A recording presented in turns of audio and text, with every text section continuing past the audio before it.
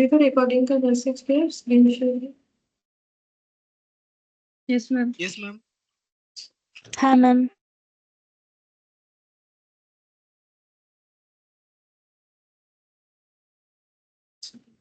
हम लोग last class में ना कंपनी फाइनेंशियल स्टेटमेंट स्टार्ट किए थे, ठीक है।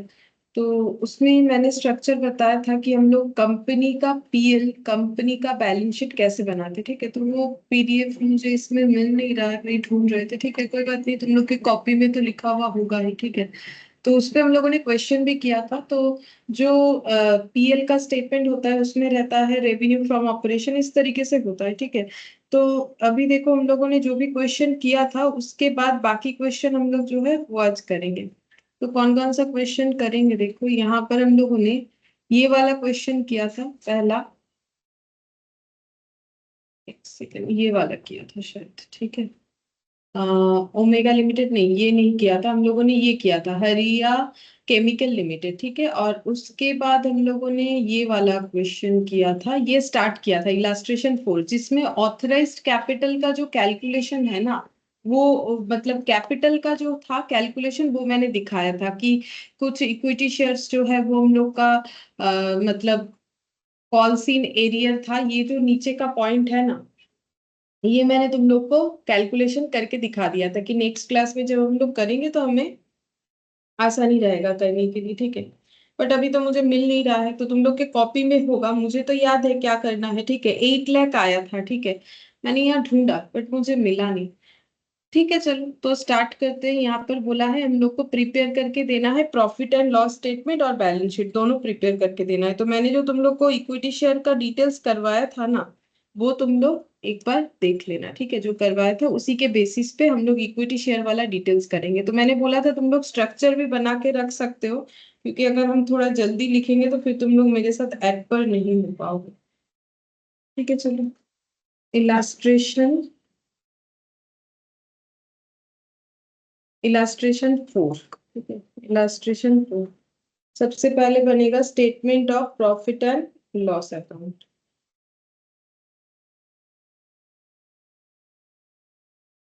Statement of profit and loss account, ठीक है। या फिर स्टेटमेंट ऑफ पीएल बोलते हैं इसे, ठीक है। अकाउंट नहीं बोल के स्टेटमेंट ऑफ पीएल। अच्छा, अब इसमें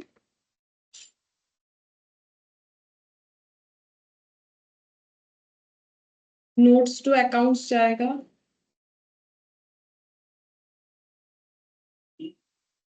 पर्टिकुलर्स,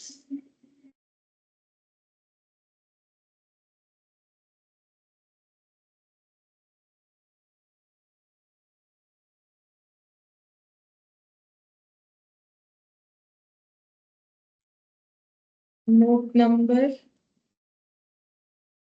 और एम।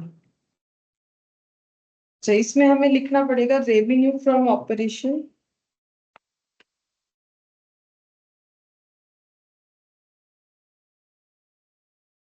जो स्ट्रक्चर होता है वो तो लिखना पड़ेगा ना, रेवेन्यू फ्रॉम ऑपरेशन। फिर यहाँ पर आ जाएगा अदर इनकम,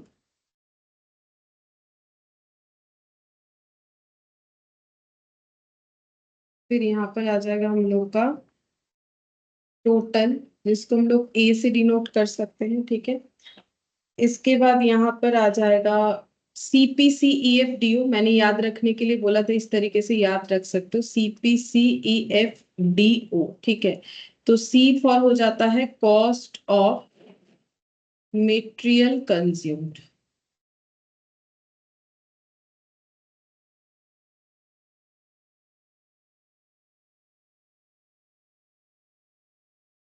पी हो जाता है purchase of stock in trade, purchase of stock in trade,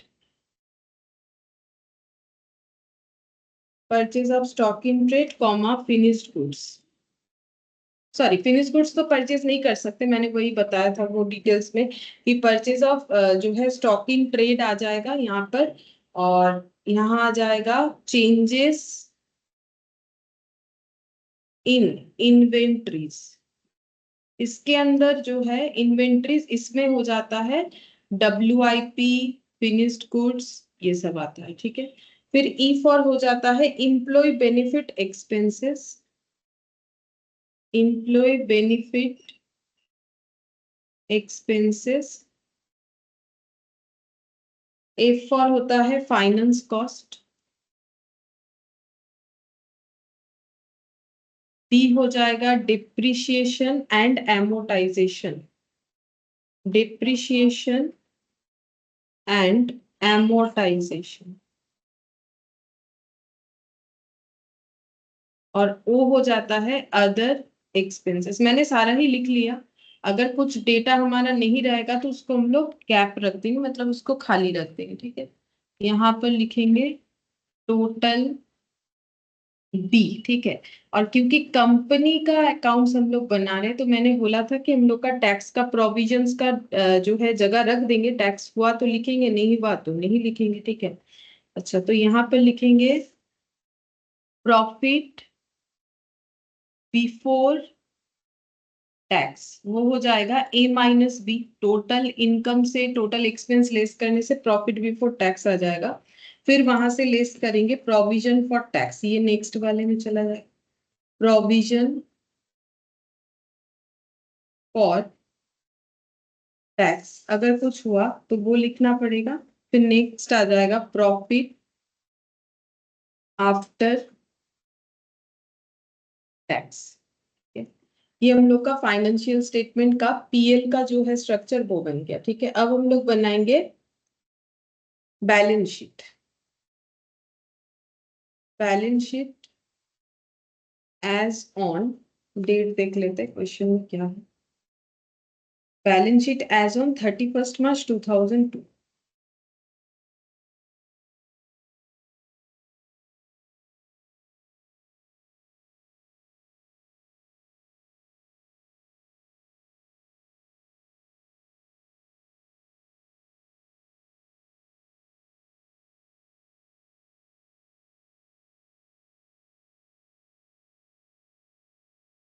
amount, note number, particulars. इसमें सबसे पहले आता है equity and liabilities.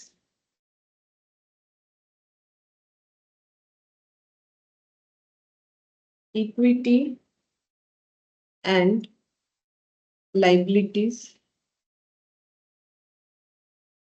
Equity and liabilities के अंदर आएगा सबसे पहले share holders fund. Share holders fund, उसके अंदर शेयर कैपिटल और रिजर्व सरप्लस। तो यहाँ पर आ जाएगा share holders fund, share holders fund. और इसमें आ जाएगा हम लोग का शेयर कैपिटल, शेयर कैपिटल और reserve and surplus, reserve and surplus. फिर नेक्स्ट आ जाता है non current liability, non current liability. अब नॉन करेंट लाइबिलिटी में हमारा क्या था, एक बार क्वेश्चन देखने से समझ में आएगा, क्योंकि वो तो लास्ट क्लास में रीड किया था, अभी मुझे याद भी नहीं है, ठीक है। तो हम पूछ लेंगे कहाँ पर क्या आएगा। वैसे नॉन करेंट लाइबिलिटी में जो है यहाँ शायद एक ही आइटम था, ठीक है। ये देखो, अगर हम लोग क्रेडिट साइड देखेंगे ना, ट्रायल बैलेंस का क्रेडिट साइड देखेंगे तो समझ जाएंगे। क्रेडिट साइड में देखते हैं 5 लाख प्रेफरेंस शेयर इक्विटी। अच्छा, सेल्स, इधर फूड है, यहाँ पर दिख रहा है रेंट बिलियर्ड, और ये हो गया miscellaneous receipt, discount, transfer fee. अच्छा, इधर दिख रहा है डिवेंचर, ये देखो। तो इसका मतलब इसमें आ जाएगा लॉन्ग टर्म बोरिंग, ठीक है। लॉन्ग टर्म बोरिंग जिसमें डिवेंचर आ जाएगा, ठीक है। अच्छा, इसके अलावा हो जाएगा current liabilities, current liabilities, current liabilities. Current liability में क्या आएगा, करेंट लाइबिलिटी में आएगा, एक तो आ जाएगा हम लोग का ट्रेड पेबल, जो नॉर्मली क्वेश्चन में होता है, इस क्वेश्चन में भी है, ठीक है, ट्रेड पेबल। और इसके अलावा इधर अदर करेंट लाइबिलिटी भी आएगा, क्योंकि क्वेश्चन में ना आउटस्टैंडिंग था, ये देखो, यहाँ पर आउटस्टैंडिंग दिया हुआ था, वेजेस एंड सैलरी आउटस्टैंडिंग। तो आउटस्टैंडिंग तो हम लोग का नॉर्मली करेंट लाइबिलिटी होता है, और जो कंपनी अकाउंट्स का स्ट्रक्चर है उसके हिसाब से वो अदर करेंट लाइबिलिटी में जाता है। मतलब 3 का पॉइंट बी यहाँ पर हो जाएगा other current liabilities, other current liabilities. ठीक है, फिर यहाँ पर ये हो जाएगा क्लोज, यहाँ नोट नंबर बनेगा। फिर नेक्स्ट यहाँ पर assets, assets main heading. Assets के अंदर सबसे पहले आएगा non current asset, non current asset. Non current asset में आएगा टेंजिबल, टेंजिबल एसेट्स जिसमें आ जाता है टेंजिबल, इसमें पीपीई आ जाएगा, प्रॉपर्टी प्लांट एंड इक्विपमेंट। जब तुम लोग लिखोगे पूरा लिखना है, ठीक है, शॉर्टकट में लिखना नहीं होता है। अभी हम पूरा लिख रहे हैं, इसके आगे का क्वेश्चन शॉर्टकट में ही करेंगे, लेकिन इतना लिखना तो पॉसिबल नहीं होगा ना, लेकिन एग्जाम में तुम लोग जब लिखोगे तो पूरा लिखना। इंटेंजिबल हो जाएगा, ठीक है, नॉन करेंट एसेट। इसके बाद आ जाएगा करेंट एसेट,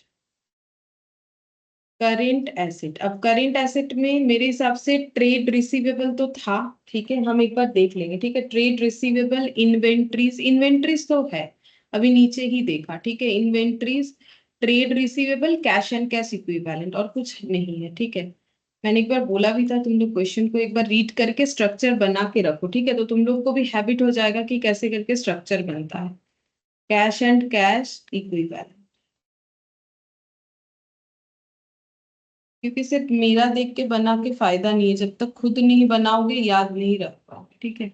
ये टोटल इधर हो जाएगा, ठीक है। तो हम लोगों ने स्ट्रक्चर जो है वो रेडी कर लिया। अब हम तुम लोगों से एक एक करके पूछेंगे, ठीक है, कि कौन सा डेटा कहाँ पर जाना चाहिए। जैसे कि देखो, यहाँ स्टार्ट करते हैं ट्रायल बैलेंस से।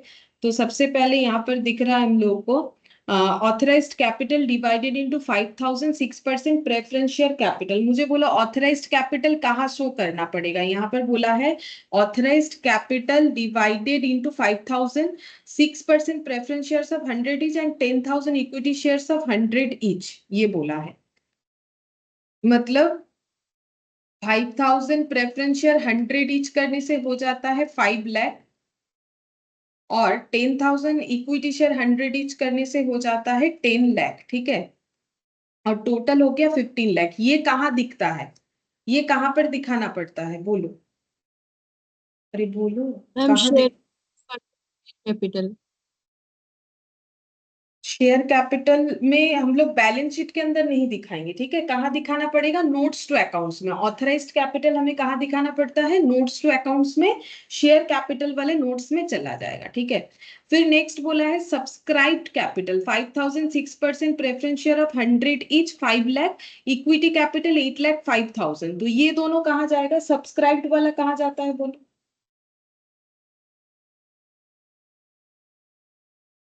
सब्सक्राइब वाला कहाँ जाएगा। सब्सक्राइब वाला भी हम लोग का नोट्स टू अकाउंट्स में जाएगा। जो बैलेंस शीट में जाता है शेयर कैपिटल के अंडर, वो पेड अप वाला होता है, ठीक है, कि मुझे इतना पैसा रिसीव हुआ। अच्छा, अब बोला है purchase of wines, cigarette, cigar and food, नीचे फूड स्टफ दिया हुआ है, तो परचेज हुआ है वाइन, सिगरेट और ये सिगार, ये सब, ये रेस्टोरेंट है, ठीक है, इसीलिए ये इस तरीके का आइटम खरीद रहे हैं। तो ये जो परचेज हुआ है ये कहाँ जाएगा, बोलो, ये जो परचेज हुआ है ये कहाँ जाएगा, बोलो, ये इनका क्या है, ये जो इन्होंने खरीदा है वाइन्स वगैरह, सिगार, सिगरेट, ये सब जो खरीदा है, ये होटल बिजनेस के लिए ये सब क्या है। पहला बात है, मुझे बोलो तो अगर ये ट्रेडिंग पीएल बैलेंस शीट बनाने बोलता तो कहाँ लिखते। मैंने तो लास्ट क्लास में ट्रेडिंग बना के दिखा दिया था कि ट्रेडिंग का कौन कौन सा आइटम कहाँ जा रहा है। अगर ये ट्रेडिंग पीएल बैलेंस शीट बनाने बोलता तो परचेज कहाँ लिखते, ट्रेडिंग में। ट्रेडिंग में ऑब्वियसली। तो ये यहाँ पर कहाँ जाएगा, लास्ट क्लास में कहाँ दिखाए थे, ट्रेडिंग का कौन सा आइटम कहाँ जाता है। मेरे पास वो पेज नहीं मिल रहा, नहीं तो हम अभी दिखा देते, मैंने जो लिखवाया था, लेकिन तुम लोग तो अपने कॉपी में नोट डाउन किए होगे, तो वहां से देख के ही बताओ। Raw material consume. Raw material नहीं होगा, ये रॉ मटेरियल वो होता है जिससे उन्हें कुछ फिनिश गुड्स बनाना पड़ता है, ये फिनिश गुड्स है, मतलब क्या इसमें कोई फॉर्मेशन चेंज होगा? जो इन्होंने वाइन सिगरेट और सिगार खरीदा है, क्या इसमें कोई फॉर्मेशन चेंज होगा कि ये रॉ मटेरियल होगा? रॉ मटेरियल का मतलब तो वो होता है ना जिससे फिनिश गुड्स बनता है, ये तो ऑलरेडी फिनिश गुड्स फॉर्म में ही है, तो फिर ये कहाँ पर जाएगा? यहाँ से देख के बताओ। CPC ऑब्वियसली एक्सपेंस है, एक्सपेंस में कौन से एक्सपेंसेस में जाएगा? Purchase of stock in trade. तब purchase of stock in trade में जाएगा। तो ये सब तो नॉर्मल चीज है, जैसे तुम लोग बचपन में फाइनल अकाउंट्स किए हो वैसा ही है, नया कुछ है नहीं जो तुम लोग आंसर नहीं दे रहे हो। फूड स्टफ, फूड स्टफ कहाँ जाएगा ये बताओ? फूड स्टफ मतलब खाने पीने का सामान, ठीक है, तो ये कहाँ पर जाएगा? 36,200। रेस्टोरेंट है, ठीक है, उसका दिमाग में रख के बताओ फूड स्टफ कहाँ जाएगा? फूड स्टफ में, फूड स्टफ क्या है यहाँ पर? हमें क्या बोला है कि ये कुछ बना हुआ खाना लेके आ रहे हैं, फूड स्टफ मतलब जिससे खाना वाना बनेगा, तो ये क्या हो जाएगा? ये फूड, रॉ मटेरियल कंज्यूम हो ये जाएगा। रॉ मटेरियल कंज्यूम्ड में जाएगा, सही है, ये रॉ मटेरियल कंज्यूम्ड यानी परचेज ऑफ रॉ मटेरियल जिसका नाम है food stuff. Wages and salary किधर जाएगा बोलो?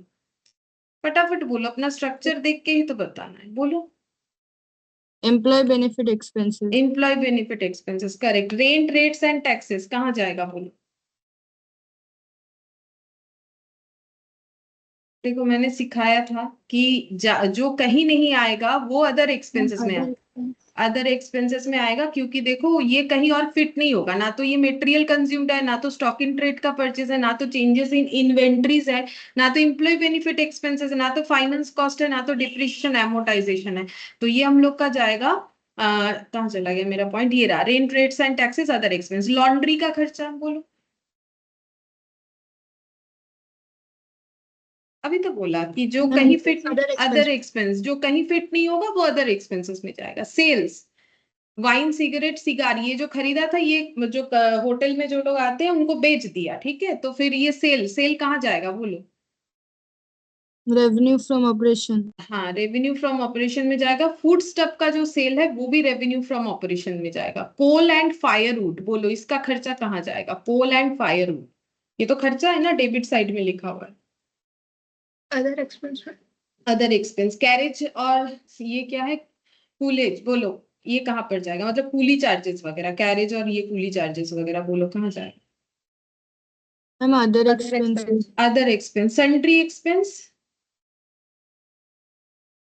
अदर एक्सपेंस में। Other expense. Advertising, again other expense. Repair, other expense. Other expense, सही है। रेंट ऑफ रूम्स, ये क्रेडिट साइड में लिखा हुआ है, तो रूम का रेंट तो होटल वाला के लिए इनकम होता है ना, तो ये कहाँ जाएगा? रूम रेंट मिला इनको, बोलो। Revenue from other operation, income में।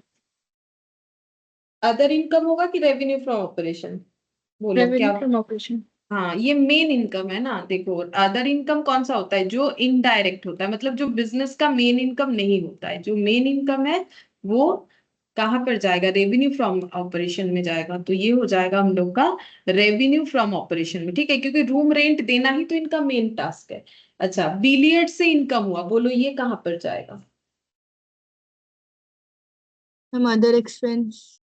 रेवेन्यू एक्सपेंस फ्रॉम नहीं, ऑपरेशन। ये इनकम में जाएगा ना, हम अदर इनकम। अदर इनकम में जाएगा, ये रेवेन्यू फ्रॉम ऑपरेशन में होगा।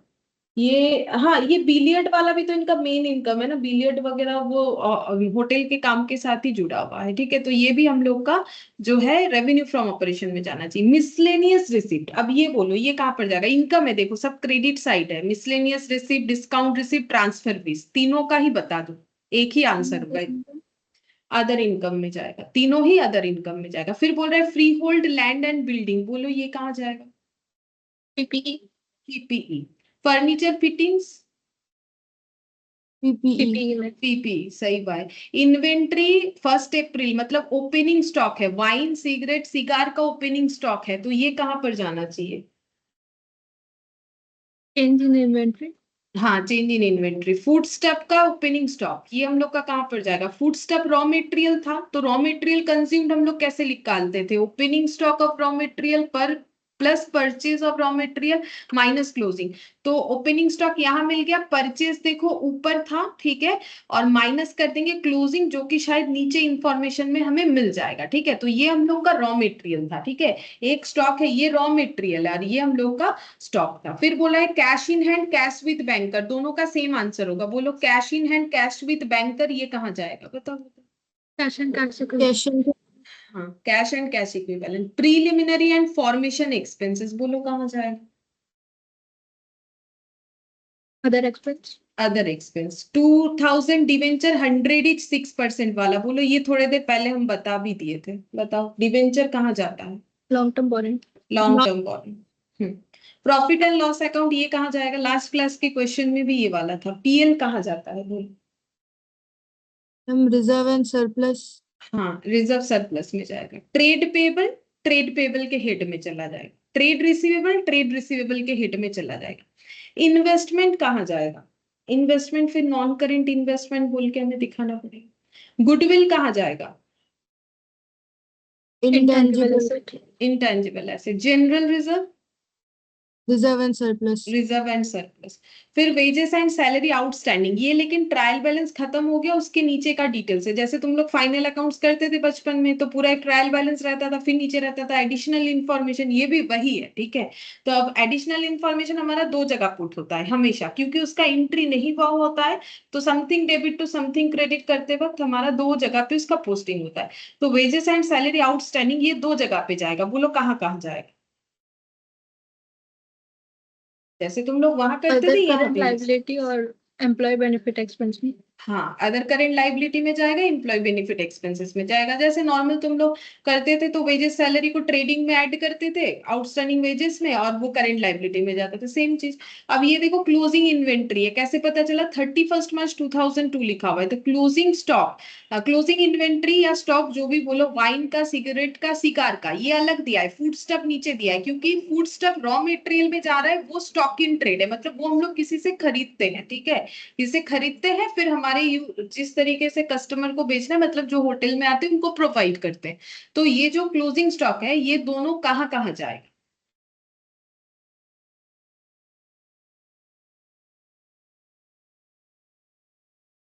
क्लोजिंग स्टॉक कहाँ आता है, एक तो हम लोग का इन्वेंट्री बोल के बैलेंस शीट में आएगा पूरा का पूरा, और एक हम लोग का कहाँ जाएगा, चेंजेस इन इन्वेंट्री में जाएगा ये वाला पॉइंट, और फूड स्टफ वाला पॉइंट कहाँ जाएगा, रॉ मटेरियल कंज्यूम्ड में, क्योंकि रॉ मटेरियल कंज्यूम्ड में क्या आता है, ओपनिंग स्टॉक जो ट्रायल बैलेंस के अंदर मिला, प्लस परचेज जो ट्रायल बैलेंस के अंदर मिला, माइनस क्लोजिंग स्टॉक जो बाहर दिया हुआ है। हो गया दो जगह पे सारी चीजों का adjustment. Depreciation furniture fittings land building पे, बोलो कहाँ कहाँ जाएगा, डिप्रिशिएशन कहाँ कहाँ लिखना पड़ेगा, बताओ। मैम एक डेप्रिसिएशन एंड एमोर्टाइजेशन में जाएगा, और एक जो है फिक्स्ड एसेट मतलब टेंजिबल एसेट में जाएगा, फर्नीचर एंड फिक्चर और लैंड एंड बिल्डिंग। हाँ, तो एक तो हम लोग बैलेंस शीट में दिखाएंगे, जहां पर हम लोग पीपी लिखेंगे वहां से लेस करके दिखा देंगे। एक हम लोग का पीएल में जाता है, जो कि यहाँ पर हम लोग का डिप्रिशिएशन एंड एमोर्टाइजेशन हेड में चला जाएगा, ठीक है। और ये जो नीचे का कैलकुलेशन है ना, ये लास्ट क्लास में मैंने बताया था। इक्विटी शेयर कैपिटल 1 अप्रैल को था 7,20,000, और that is 6,000 shares fully paid and 2,000 shares 60 paid.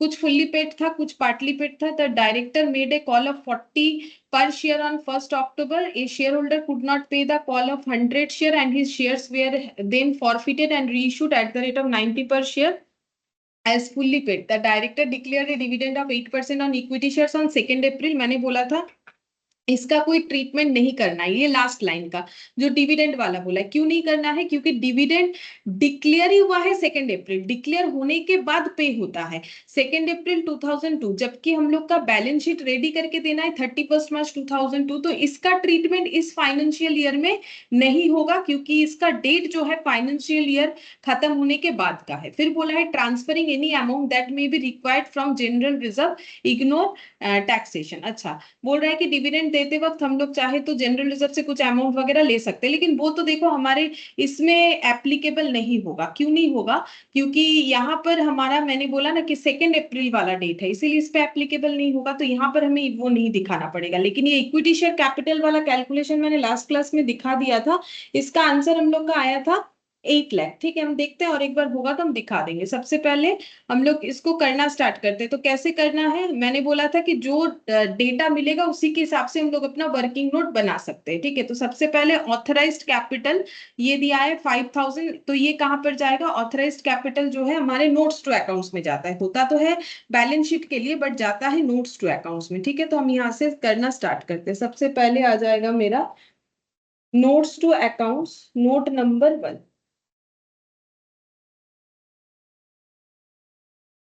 यहाँ पर अच्छा, इसमें ना एक ये डिविडेंड जो हमें नहीं करना है इसका लिखना पड़ेगा। तुम लोग एक काम करो, बैलेंस शीट के नीचे ना 2 लाइन लिखने जैसा जगह रख दो, 2 लाइन स्टेटमेंट लिखना है, ठीक है, कि डिविडेंड को क्यों नहीं लेंगे वो चीज लिखना है। तो मेरा तो जगह है, हम लिख देंगे, तुम लोग 2 लाइन जैसा जगह रख दो ताकि लिख पाओ। अच्छा, अब यहाँ पर हम लोग स्टार्ट करते हैं।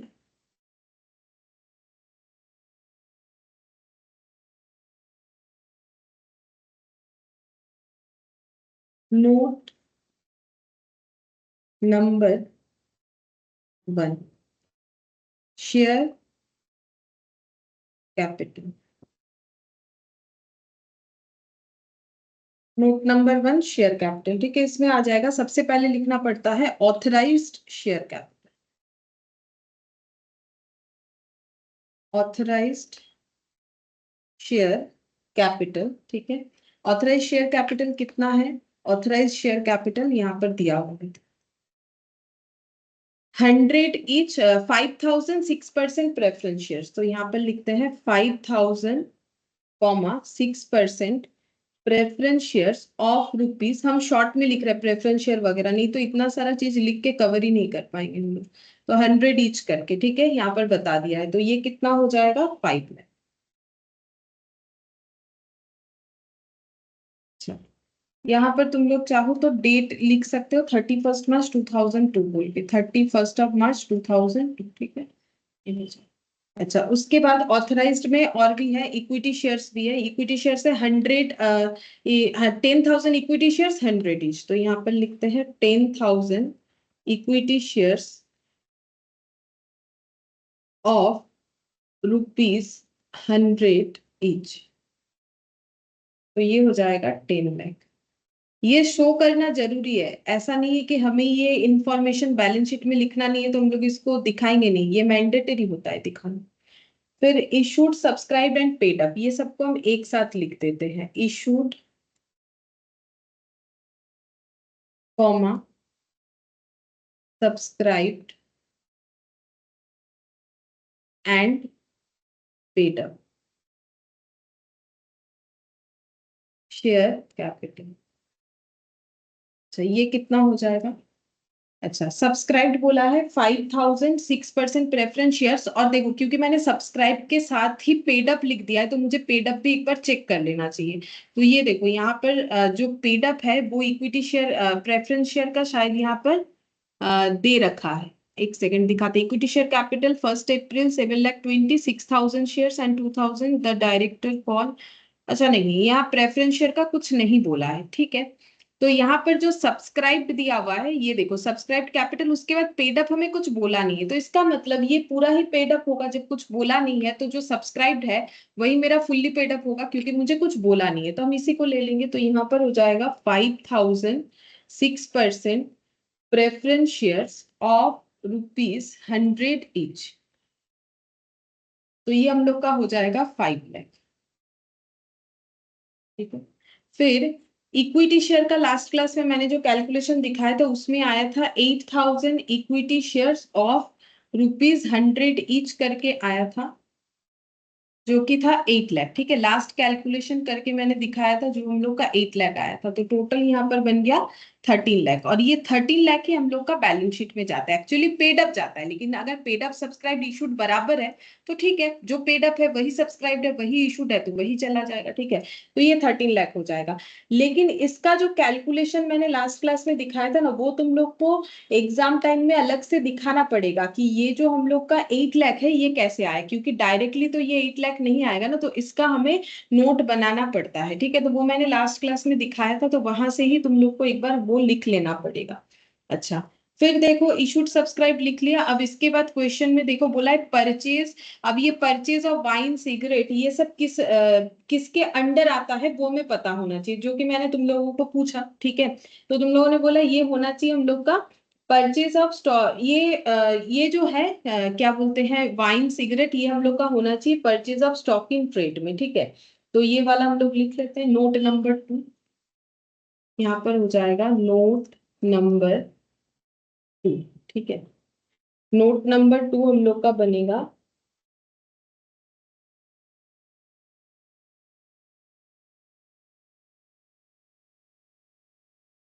ये हम लोग नोट, ये जो है ना परचेज जो दिया हुआ इसका नोट चाहो तो बना सकते हो, चलो बना लेते हैं। Purchase of stock in trade, stock in trade मतलब अगर सिंगल डेटा होता है तो अगर नहीं भी बनाओगे तो भी चलता है। ठीक है, तो इसलिए हम सोच रहे थे तो purchase of stock in trade इसमें हम लोग लिख लेंगे वाइन सिगरेट सिगार, वाइन्स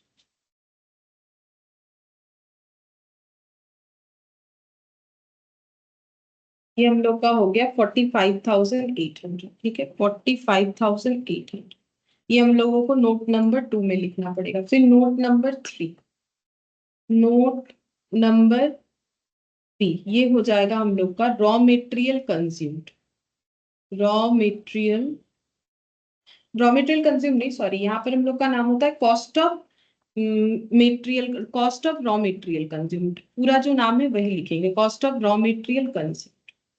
तो रॉ मेटेरियल हम लोग का है फूड स्टफ। ठीक है, तो फूड स्टफ का डिटेल्स हमें लिखना।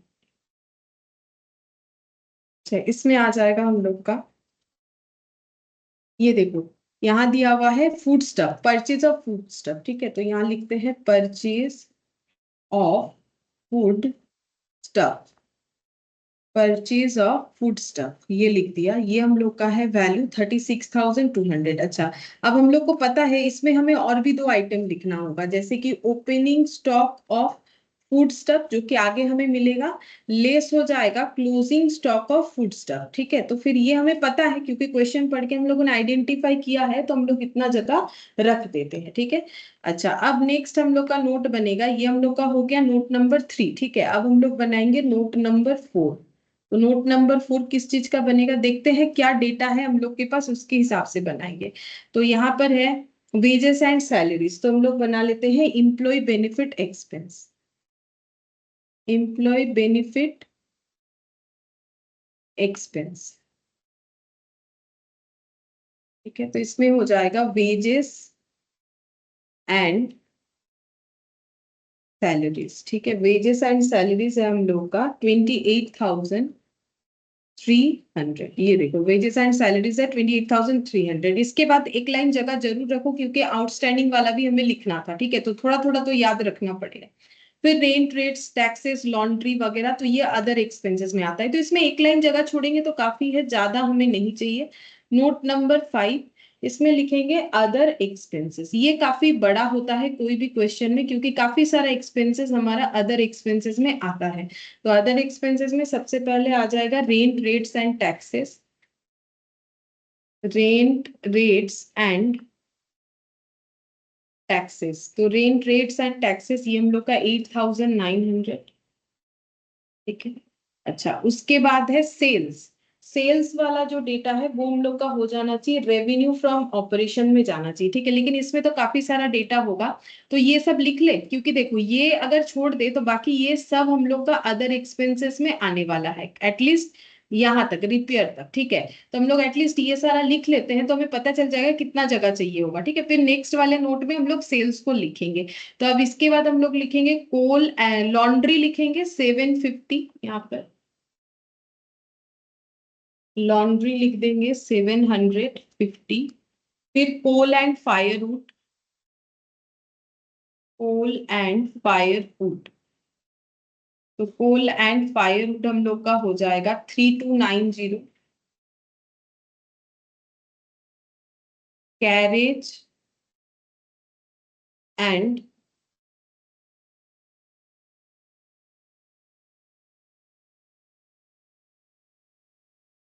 ये है 810। Sundry expenses 5840, sundry expenses 5840। अच्छा, सन्ड्री एक्सपेंसेस के बाद है एडवर्टाइजिंग। एडवर्टाइजिंग है हम लोग का 838360।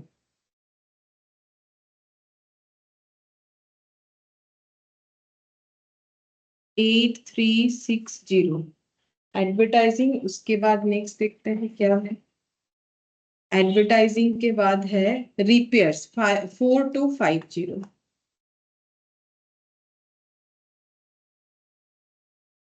रिपेयर्स 4250, ठीक है।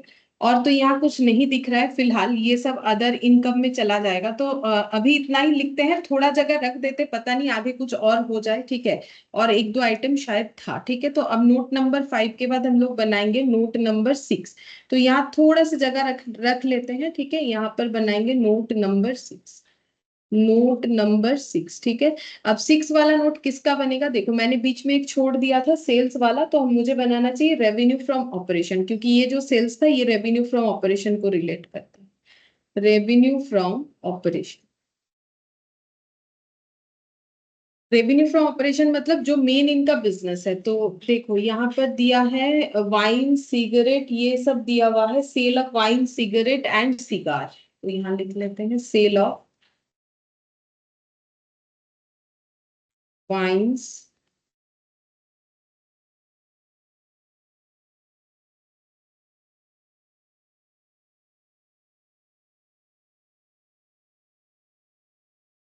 तो ये वैल्यू हो रहा है 68,400। अच्छा, इसके अलावा सेल ऑफ फूड स्टफ, ये सब इनका कोर बिजनेस एक्टिविटी है, ठीक है। Sale of food stuff 57,600। Food लिखा हुआ है, ठीक है। तो 57,600। फिर इसके बाद नेक्स्ट देखो, ये हो गया, ये सारा चीज हम लोगों ने लिख लिया था। अब रेंट ऑफ रूम 48,000, ये भी मेन इनकम है। Rent of room 48,000। और एक बिलियर्ड से इनकम 5,700। ये सब हम लोग का रेवेन्यू फ्रॉम ऑपरेशन यानी कोर इनकम से हो जाएगा। बाकी ये miscellaneous receipt, discount receipt, transfer, ये सभी हम लोग का अदर इनकम में जाएगा, ठीक है। तो इसका कर लेते हैं यहाँ पर क्लोज, यहाँ और कुछ नहीं आएगा, ठीक है। फिर note number 7। Note number 7 other income.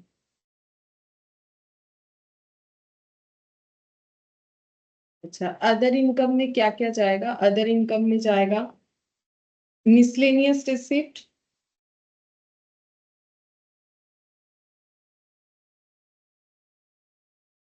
Discount receipt और ट्रांसफर फीस। तो मिसलेनियस रिसिप्ट है हम लोग का 2800, 3300, 700। 2800, 3300 और हम लोग का 700। इसमें और कुछ था भी नहीं, हम लोगों ने पढ़ा था, तो इसको यहाँ पर हम लोग क्लोज कर सकते हैं, ठीक है। तो यहाँ तक हम लोगों ने डिटेल्स ले लिया। अब देखो नीचे क्या बोल रहा है, free hold land and building furniture and fittings. तो ये हम लोग का पीपी में जाएगा, ठीक है। तो नेक्स्ट नोट नंबर 7 के बाद 8, ठीक है। Note number 8। Note number 8। Note number 8 ये हो जाएगा हम लोग का पीपीई पे, ठीक है। अच्छा, पीपीई पे क्या क्या आएगा, यहाँ पर पर्टिकुलर्स, इसको थोड़ा अरेंज करके लिख रहे हैं, ठीक है। पर्टिकुलर्स यहाँ पर लिखेंगे 31 मार्च 2001 का वैल्यू। फिर यहाँ पर लिखेंगे डिप्रिशिएशन, इस पे कितना चार्ज होगा। फिर यहाँ पर लिखेंगे नेट अमाउंट। तो देखो यहाँ पर free hold land and building 8,50,000। तो free hold land and building 8,50,000। और furniture and fittings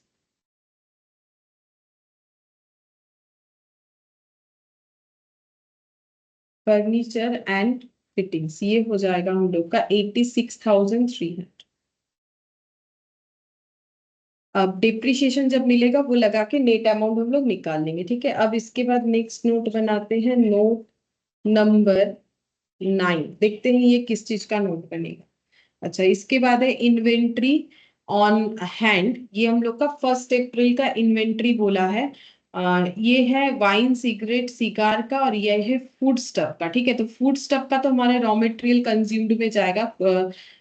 opening stock of raw material बोल के 5260, मतलब यहाँ पर आ जाएगा opening stock of raw material.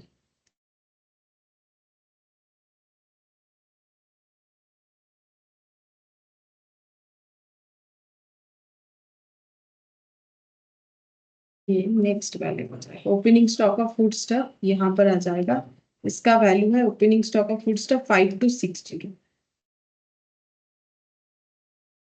5260, ठीक है। और ये हम लोग का चेंजेस इन इन्वेंट्रीज में जाएगा, बाकी जो पोर्शन है ना, तो ये हम लोग का नोट बनेगा चेंजेस इन इन्वेंट्रीज, ठीक है, क्योंकि उसका नोट तो बना हुआ नहीं था पहले से जो हम लोग लिख देंगे। अच्छा, अब चेंजेस इन इन्वेंट्री में opening stock minus closing stock होता है, तो opening stock of wines, cigar,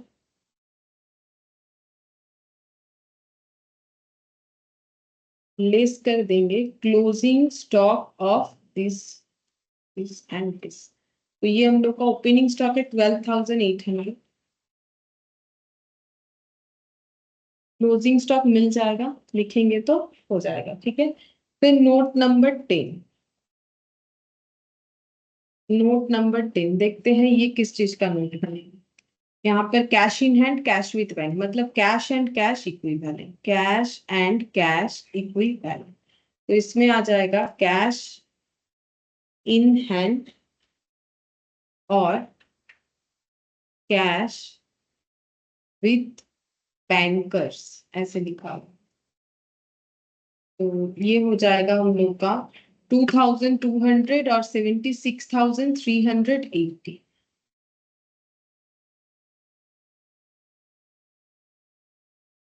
1,200 और 76,380, ये भी हम लोग का क्लोज हो जाएगा, यहाँ पर भी कुछ नहीं आए। अच्छा, फिर नोट नंबर 11, नोट नंबर 11 देखते हैं ये किस चीज का बनेगा। ट्रेड पेबल, ये पीएल, अच्छा नहीं, ओ सॉरी, ये यहाँ पर प्रीलिमिनरी एक्सपेंसेस, ये हम लोग का चला जाएगा अदर एक्सपेंसेस में 8,000। प्रीलिमिनरी एक्सपेंस हम लोग का अदर एक्सपेंसेस में जाएगा 8,000। अदर एक्सपेंसेस में यहाँ पर प्रीलिमिनरी एक्सपेंस, प्रीलिमिनरी एक्सपेंस ये हम लोग का चला जाएगा 8,000। फॉर्मेशन वाला पॉइंट भी लिख सकते हो, फॉर्मेशन एंड, पूरा ही लिखना है, ठीक है। Formation and preliminary expenses. अच्छा, फिर बोला है डिवेंचर, तो डिवेंचर हम लोग का लॉन्ग टर्म बोरिंग में जाएगा, ठीक है। डिवेंचर हम लोग का लॉन्ग टर्म बोरिंग में जाएगा, तो नोट नंबर 11 ये हम लोग का बन जाएगा long term borrowing, long term borrowing. इसमें आएगा 6% का डिवेंचर, ये देखो 6%, 2,000 debenture 100 each, 2,000 debenture at the rate of 100 each, मतलब लोन का वैल्यू हो जाता है 2 लाख। लोन का वैल्यू हो गया हम लोग का 2 लाख, इसमें भी कुछ नहीं आएगा, ठीक है। अच्छा, अब नोट नंबर 12, नोट नंबर 12, ठीक है। क्योंकि डिवेंचर का इंटरेस्ट दिया हुआ है, तो हम लोग इसका इंटरेस्ट भी अब रिकॉर्ड कर लेंगे नोट नंबर 12, जिसको फाइनेंस कॉस्ट बोल के रिकॉर्ड करेंगे, फाइनेंस कॉस्ट, ठीक है। वो क्वेश्चन में नहीं दिया हुआ है, हम लोग लिख रहे हैं। अब ट्रायल बैलेंस के अंदर अगर इंटरेस्ट पेड अमाउंट कुछ भी नहीं लिखा हुआ है, तो इसका मतलब पूरा का पूरा इंटरेस्ट जो है वो हम लोग का बाकी है, ठीक है। तो हम लोग यहाँ पर लिखेंगे डिवेंचर इंटरेस्ट बोल के, या फिर इंटरेस्ट ऑन डिवेंचर, ठीक है, इसको लिख देंगे आउटस्टैंडिंग, यहाँ साइड में इधर लिख देते हैं आउटस्टैंडिंग, क्योंकि ये हमारा पेड नहीं है। अगर पेड होता, अगर थोड़ा भी पेड होता, कभी कभी ऐसा होता है पार्टली पेड है पार्टली आउटस्टैंडिंग, अगर ऐसा होता तो हमें ट्रायल बैलेंस में जरूर दिखता डेबिट साइड में कि इंटरेस्ट पेड, कुछ भी नहीं दिया हुआ था, मतलब 2 लाख रुपीज के डिवेंचर पे 6% इंटरेस्ट पूरा ही बाकी है। ठीक है, तो इसका हम एनुअली मान ले रहे हैं कि 12/12 पूरे साल भर का, तो ये हम लोग का हो जाएगा 12,000। ठीक है, ये हम लोग का 12,000 हो जाएगा। ये कहाँ जाना चाहिए, एक बार तो फाइनेंस कॉस्ट में जाएगा और एक बार आउटस्टैंडिंग लाइबिलिटीज में भी जाएगा, तो ये हम लोग फाइनेंस कॉस्ट में भी दिखाएंगे। अब ये तो मैंने अपने से किया, इस नोट के अगेंस्ट में ये नोट नंबर 12 हुआ। अब नोट नंबर 13, अब यहाँ पर फिर से आके देखना पड़ेगा प्रॉफिट एंड लॉस। तो प्रॉफिट एंड लॉस चला जाएगा रिजर्व एंड सरप्लस में। ठीक है, तो अब बनाएंगे reserve and surplus.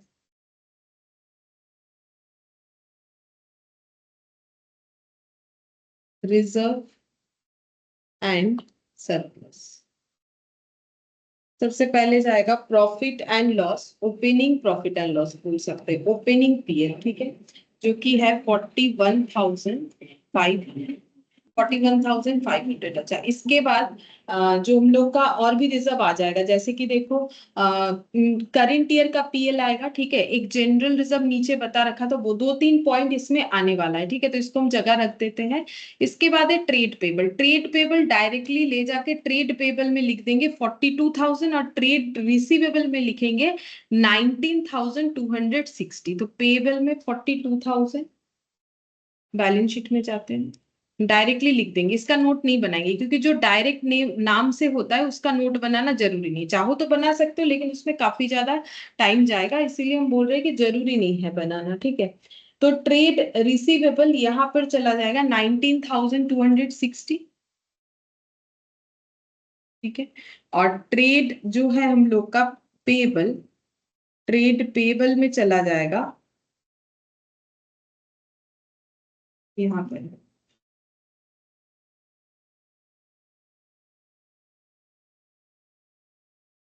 Trade payable जो है, दिखाते हैं क्या लिखा है। ट्रेड पेबल इसमें चला जाएगा हम लोग का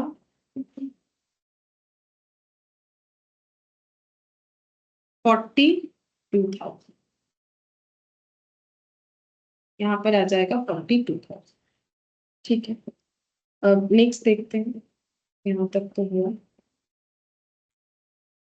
अच्छा, अब इन्वेस्टमेंट 2,72,300, तो इन्वेस्टमेंट हम लोग का कहाँ जाएगा, इन्वेस्टमेंट हम लोग का एसेट में जाएगा। ठीक है, तो नॉन करेंट इन्वेस्टमेंट बोल के हम लोग लिख देंगे 2,72,300। इसका भी नोट बनाने का जरूरत नहीं है, डायरेक्टली बैलेंस शीट में लिख देंगे।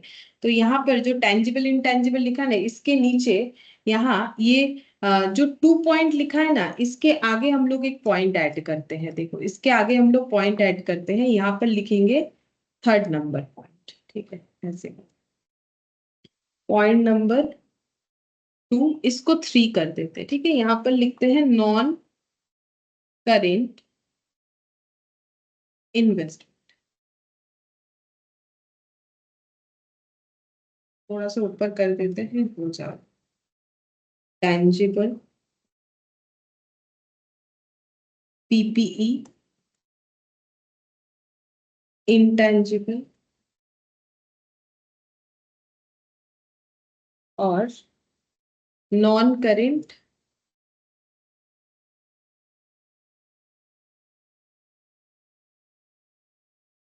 Non current investment. ठीक है, नॉन करेंट इन्वेस्टमेंट 2,72,300, तो ये लिख लेते हैं 2,72,300। ठीक है, ये हो गया। अच्छा, अब गुडविल 5 लाख, तो गुडविल जो है ये हम यहाँ पर ही लिख देते, तुम लोग चाहो तो इसका बना सकते हो, क्या बोलते हैं उसे, वर्किंग नोट। ठीक है, हम थोड़ा सा इसको अवॉइड कर रहे हैं, गुडविल यहीं पर लिख दे रहे हैं। गुडविल हो जाएगा हम लोग का 5 लाख, लेकिन तुम लोग ना बना लेना। ठीक है, क्योंकि नाम है ना इसका, तो देना जरूरी है। अब कितना सारा नोट बनाए, काफी टाइम लग जाएगा पेज इधर उधर करते वक्त। ठीक है, तो एक बार तुम लोग इस पे स्टार दे के लिख लो कि इसका भी नोट बनना चाहिए। अब नोट कैसे बनाओगे, सिंपल सा बात है, जितना नंबर नोट खत्म हुआ था उसके बाद ही बन जाएगा। मतलब ये जो नोट नंबर 13 हम लोगों ने बनाया था ना, तो इसके बाद बाकी डिटेल्स लिखने के बाद, चलो हम बना ही देते पहले क्वेश्चन में। नोट नंबर 14 यहाँ पर इंटेंजिबल एसेट, ठीक है, इसके नीचे ऐसे लिखना है गुडविल, और यहाँ लिख देना है 5 लाख। बस इतना सा ही काम है और कुछ नहीं। ये तो हम लोग का क्लोज भी हो जाएगा। मतलब अगर मैंने ऐसे कर दिया है तो इन दैट केस तुम लोग को यहाँ पर और गुडविल लिखने का जरूरत नहीं पड़ेगा, ठीक है। ये तो हम बोल रहे थे कि लिख लिख लो अपने आप से, ठीक है, तो मैंने करवा दिया, कोई बात नहीं। तो यहाँ पर हो गया गुडविल। उसके बाद है जनरल रिजर्व। जनरल रिजर्व हम लोग का पीएल में जाएगा, ठीक है, मतलब जो रिजर्व एंड सरप्लस है उसमें जाएगा, तो यहाँ पर लिखेंगे जनरल रिजर्व।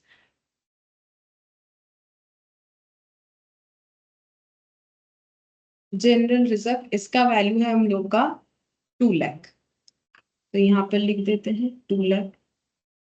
अच्छा, नेक्स्ट देखो, ये ट्रायल बैलेंस खत्म हो गया। वेजेस एंड सैलरीज आउटस्टैंडिंग, ठीक है, तो ये हम लोग का कहाँ पर जाएगा? ये हम लोग का इम्प्लॉय बेनिफिट एक्सपेंसेस में एक बार जाएगा, और एक हम लोग का करेंट लाइबिलिटीज में जाएगा। तो इम्प्लॉय बेनिफिट एक्सपेंसेस कितने नंबर नोट में बना हुआ है? इम्प्लॉय बेनिफिट यहाँ पर आ जाएगा आउटस्टैंडिंग वेजेस एंड सैलरीज, ठीक है। आउटस्टैंडिंग वेजेस एंड सैलरीज ये हम लोग का 1280। तो ये ऐड होने से जितना आएगा उतना हमें लिखना पड़ेगा। और हम लोग दूसरा नोट बनाएंगे यहाँ पर, नोट नंबर 14, ठीक है। तो यहाँ पर बनेगा नोट नंबर 14। यहाँ पर आ जाएगा other current liabilities. Other current liabilities में आ जाएगा outstanding wages and salaries 1280। Outstanding wages and salaries 1280। अच्छा, अब यहाँ पर इन्वेंट्रीज दिया है। अच्छा, और एक चीज आउटस्टैंडिंग आएगा, आउटस्टैंडिंग डिवेंचर इंटरेस्ट, ठीक है। मैंने खुद निकाल के दिखाया था, वो दिया हुआ नहीं था, हमें खुद से निकालना पड़ेगा, जिसका आंसर आया था 12,000। ये भी लिख देते हैं, नहीं तो भूल जाएंगे। फिर हो जाएगा नोट नंबर 15, जिसमें हम लोग इन्वेंट्रीज का नोट लिखेंगे बैलेंस शीट के लिए। तो inventories, inventories closing stock of inventories, इसमें क्या क्या आ जाएगा? Wine, cigarette, cigar, food stuff. तो यहाँ पर लिखते हैं वाइन्स,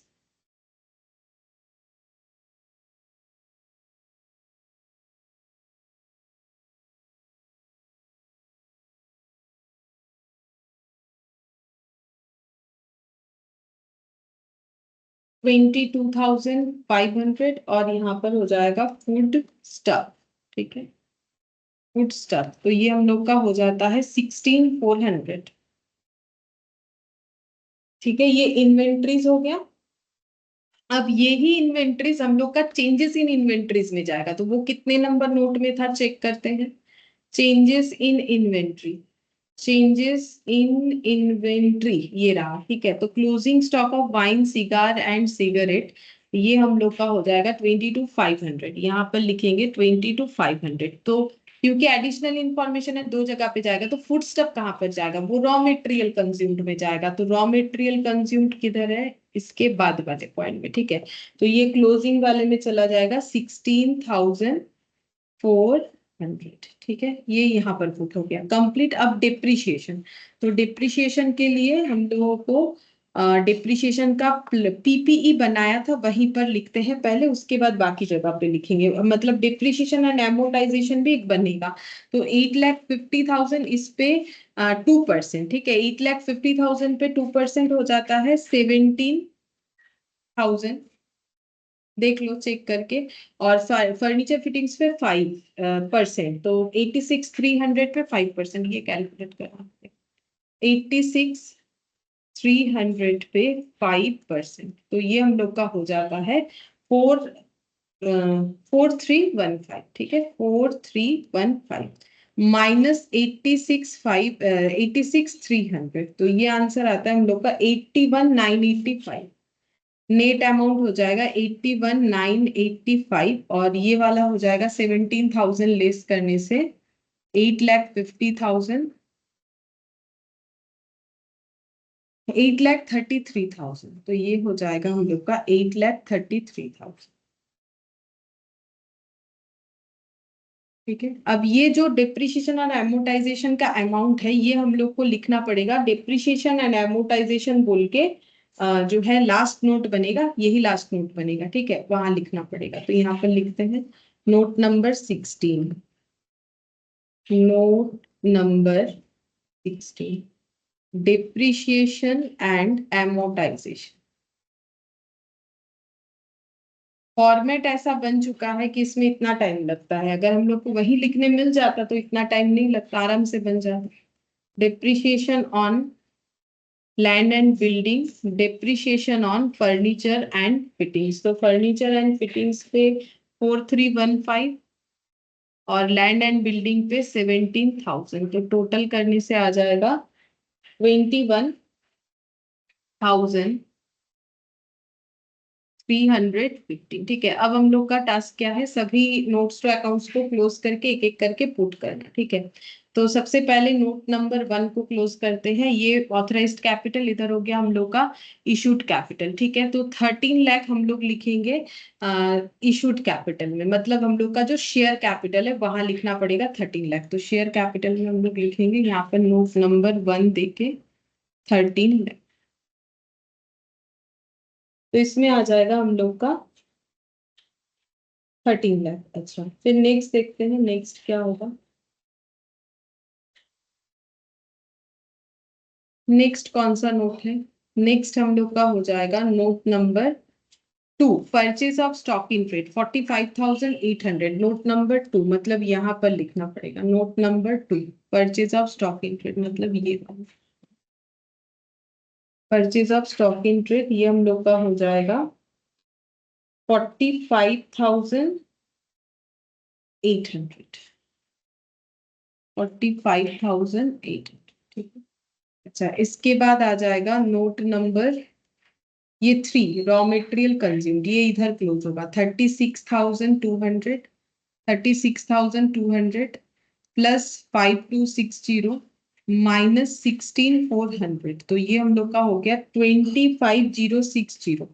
25,060 नोट नंबर 3 बोल के आ जाएगा 25,060। 25,060। ठीक है, ये हम लोग का हो गया cost of material consume. Note number आगे पीछे होने से कोई प्रॉब्लम नहीं। ठीक है, अच्छा फिर नेक्स्ट हम लोग देखेंगे एम्प्लॉय बेनिफिट एक्सपेंसेस, ये हो जाएगा 8059, 29,580। Employee benefit expenses 29,580, note number 4। Note number 4 यहाँ पर हो जाएगा 29,580, ये हो गया मेरा नोट नंबर 4। अच्छा, फिर नेक्स्ट देखते हैं नोट नंबर 5, इसमें है अदर एक्सपेंसेस, इसको ऐड करते हैं 8900 plus 750 plus 3290 plus 810 plus 8360 plus, ये यहीं पर है यहाँ पर 8360, फिर हो जाएगा 4250 प्लस 8,000, तो ये हम लोग का हो गया 34,360। बट मैच तो नहीं हुआ, देखो तो मेरा क्या कुछ छूट गया है। 40,200 होना चाहिए बोल रहा है। 5840, ये क्या छूट गया है मेरा, मैंने ऐड नहीं किया। देखते हैं फिर से एक बार। 8,000 plus 4250 plus 8900 plus 750 plus 3290 plus 810 plus 5840 plus 8360। हाँ, 40,200 हो रहा है। ठीक है, तब शायद मैंने कोई गलत कैलकुलेशन कर दिया होगा। 40,200। ठीक है, अदर एक्सपेंसेस नोट नंबर 5 बोल के चला जाएगा। ठीक है, तो नोट नंबर 5 में चला जाएगा 40,200 other expense.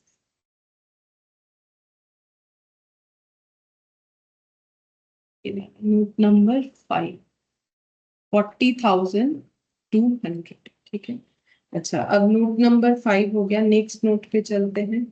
Note number 6, revenue from operation add करते हैं। 68,400 प्लस 57,600 प्लस 48,000 प्लस 5,700, तो 1,79,700, 1,79,700। Note number 6, 1,79,700। अच्छा, फिर नेक्स्ट देखते हैं ये वाला, अदर इनकम। अदर इनकम में 2800 प्लस 3300 प्लस 700, तो ये हो जाएगा 6800। Note number 7, 6800। नोट नंबर 7 यहाँ पर 6800, ये हो गया हम लोग का अदर इनकम। दोनों को ऐड भी कर लेते, 1,79,700, तो ये हम लोग का हो गया 1,86,500। ठीक है। अब आगे का देखते हैं क्या कैलकुलेशन है। अदर इनकम के बाद है हम लोग का नोट नंबर 8, जो कि है पीपीई पे। ठीक है, तो पीपीई का नेट अमाउंट हम लोग को ऐड करना है। डिप्रिशिएशन तो मैंने एमोटाइजेशन में लिख भी दिया है, ठीक है, बस इसको ऐड करना है। 8,33,000 प्लस 81,985, तो ये हो जाएगा 9,14,985, 9,14,985। नोट नंबर 8 बोल के चला जाएगा। ठीक है, नोट नंबर 8, तो ये रहा, इसमें पीपी में आ जाएगा नोट नंबर 8, 9,14,985। ये हो गया मेरा नोट नंबर 8 कंप्लीट। फिर note number 9, changes in inventories. 12,800 minus 22,500, ये नेगेटिव में आएगा। 9,700, ठीक है, ये नेगेटिव में लिखेंगे। हमेशा ओपनिंग माइनस क्लोजिंग करना चाहिए, रीजन भी मैंने लास्ट क्लास बताया था। Note number 9, 9,700 negative. Note number 9, 9,700, ये नेगेटिव हो जाए। फिर नेक्स्ट देखते हैं यहाँ पर note number 10, cash and cash equivalent. 2,200 plus हो जाएगा हम लोग का 76,380, तो ये हो गया 78,580। कैश एंड कैश इक्विवेलेंट में चला जाएगा 78,580। नोट नंबर 10, ठीक है, तो नोट नंबर 10 ये वाला। अच्छा, ये ट्रेड रिसीवेबल का मैंने इधर लिख दिया है 19,260, ये ऊपर जाएगा। ठीक है, ट्रेड रिसीवेबल का नीचे आ गया है डेटा, और ये हम लोग का 78,580। नोट नंबर 10 क्या है। अच्छा, फिर नोट नंबर 10 कंप्लीट हुआ। नोट नंबर 11, ये हो जाएगा लॉन्ग टर्म बोरिंग में 2 लाख। ठीक है, तो note number 11, long term borrowing 2 lakh.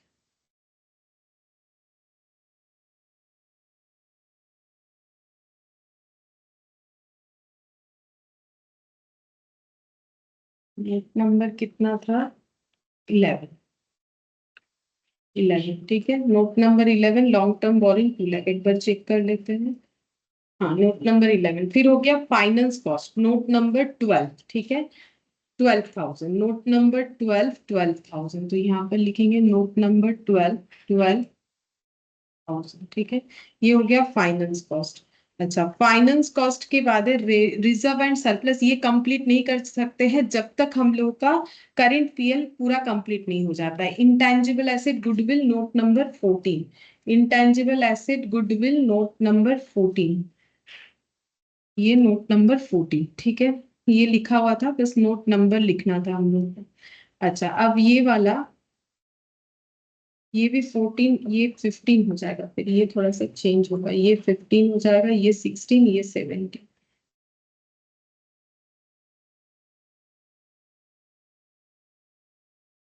15, 16, 17। ठीक है, तो अदर करेंट लाइबिलिटी का total 1280 plus 12,000, 13,280। Other current liability, note number 15। Other current liability, note number 15, 13,280, 13,280। अच्छा, फिर ये वाला inventories, closing stock of inventories. 22,500 plus 16,400, तो ये हो जाएगा 38,900। Note number 16 inventories, note number 16 inventories यहाँ पर लिखेंगे 38,900। अच्छा, फिर नेक्स्ट देखते हैं depreciation and amortisation 21,315, note number 17, note number 17 21,350।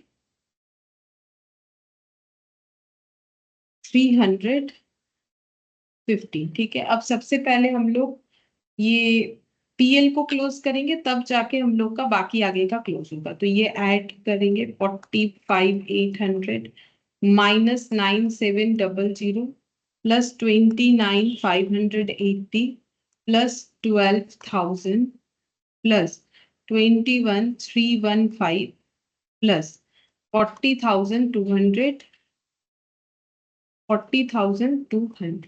ठीक है, तो ये आ रहा है 1,64,255। हम एक बार चेक कर लेते हैं, 1,64,255। हाँ ठीक है, 1,64,255। ठीक है, अब हम लोग लेस करेंगे 1,86,500, तो ये आ रहा है 22,245 प्रॉफिट बिफोर टैक्स। ठीक है, तो प्रॉफिट बिफोर टैक्स आ रहा है हम लोग का, मुझे दिख क्यों नहीं रहा पता नहीं। ठीक है, यहाँ लिखा हुआ है, तुम लोग अपना प्रॉफिट बिफोर टैक्स जो है उसके नीचे इस डेटा को लिख दो। हम लोग का वैल्यू निकल के आ रहा है 22,245, 22,245। ठीक है, इसके बाद वाले पॉइंट में जाते हैं। प्रोविजन फॉर टैक्स 0 है, तो प्रॉफिट आफ्टर टैक्स 22,245 हो जाएगा। ये हो गया हम लोग का प्रॉफिट आफ्टर टैक्स। ठीक है, अच्छा, शेयर कैपिटल लिखा है, रिजर्व सरप्लस लिखना बाकी है। नॉन करेंट लाइबिलिटी ये कर लेते हैं यहाँ पर, नेक्स्ट वाला पेज में जाते हैं, यहाँ रिजर्व सरप्लस को रेडी कर लेते हैं। ठीक है, तो रिजर्व सरप्लस में यहाँ पर हम लोगों ने ऑलरेडी लिख रखा था जनरल रिजर्व, और यहाँ हम लोग का करेंट ईयर का पीएल आ जाएगा जो अभी हम लोगों ने कैलकुलेट किया। ठीक है, तो यहाँ पर लिखते हैं प्रॉफिट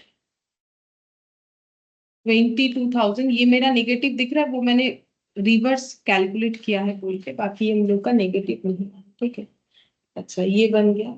अच्छा, इसके बाद यहाँ पर हम लोग का एक कैपिटल रिजर्व भी आएगा। ठीक है, ये कहाँ से आ रहा है, लास्ट क्लास में तुम लोग देखोगे जो मैंने इक्विटी का कैलकुलेशन करके दिखाया था ना, वहां पर दिखाया था कैपिटल रिजर्व हम लोग का 5,000 आ रहा है शेयर फॉरफिट होने के बाद। ठीक है, तो वो पेज तो मुझे अभी मिल नहीं रहा है, लेकिन तुम लोग जिन्होंने क्लास नहीं देखा है, क्लास देखोगे मिल जाएगा। ठीक है, इसके अलावा अगर तुम लोग कॉपी में लिखे हो तो भी मिल जाएगा। ठीक है, तो वहां पर कैपिटल रिजर्व आया था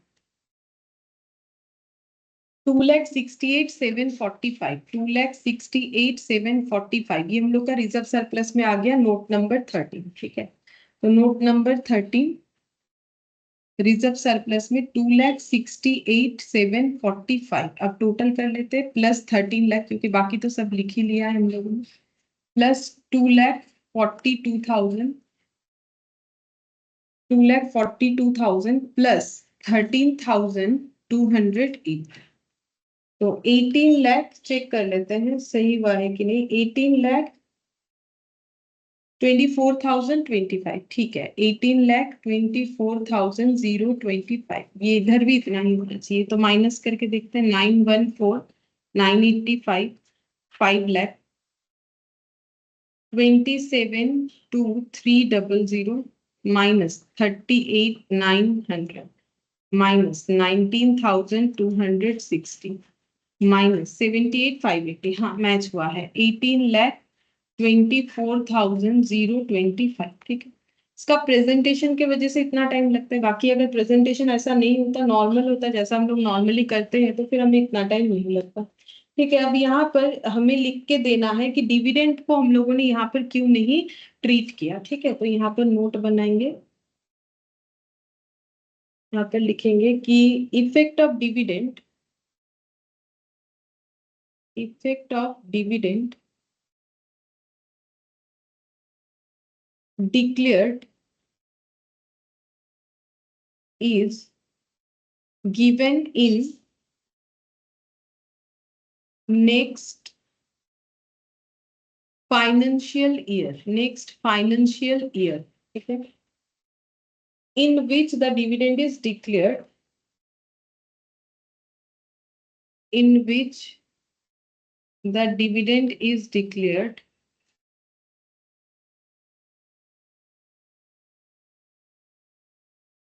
that is 2000 डिक्लेयर कब हुआ है, डिक्लेयर का डेट हम लोग का 2002-2003 फाइनेंशियल ईयर में डिक्लेयर हुआ है, क्योंकि अप्रैल का बोला है 2000, ठीक है। तो इसी वजह से इफेक्ट भी हम लोग उसी फाइनेंशियल ईयर में दिखाएंगे, तो इसका हमें नोट लिख के जरूर से देना है, ठीक है। अगर हम लोग नोट नहीं देंगे तो फिर वो वहां मार्क्स कटेगा, गलत होगा, क्योंकि वो ट्रांजैक्शन है फिर भी हम लोगों ने इसको कंसिडर क्यों नहीं किया, तो वो हमें दिखाना चाहिए, ठीक है।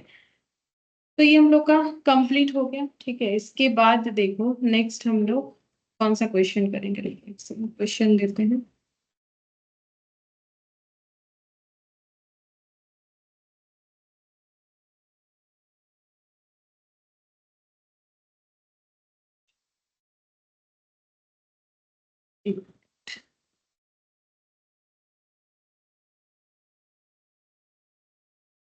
उस पीडीएफ में सारा डेटा नहीं है,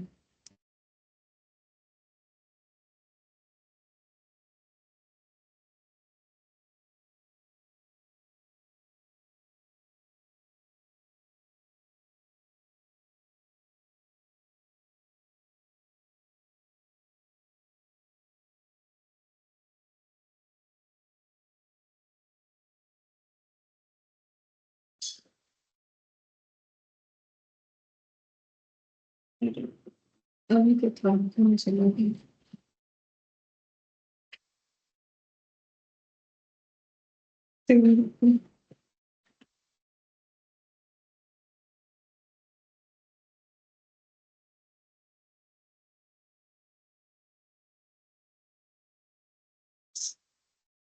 पता नहीं कहाँ चला गया,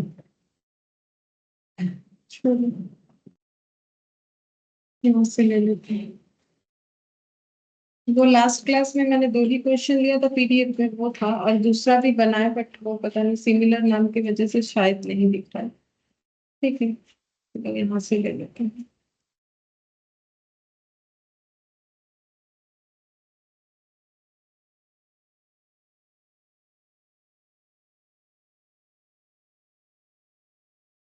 तो हम लोग करेंगे इलास्ट्रेशन 8, देखते हैं 8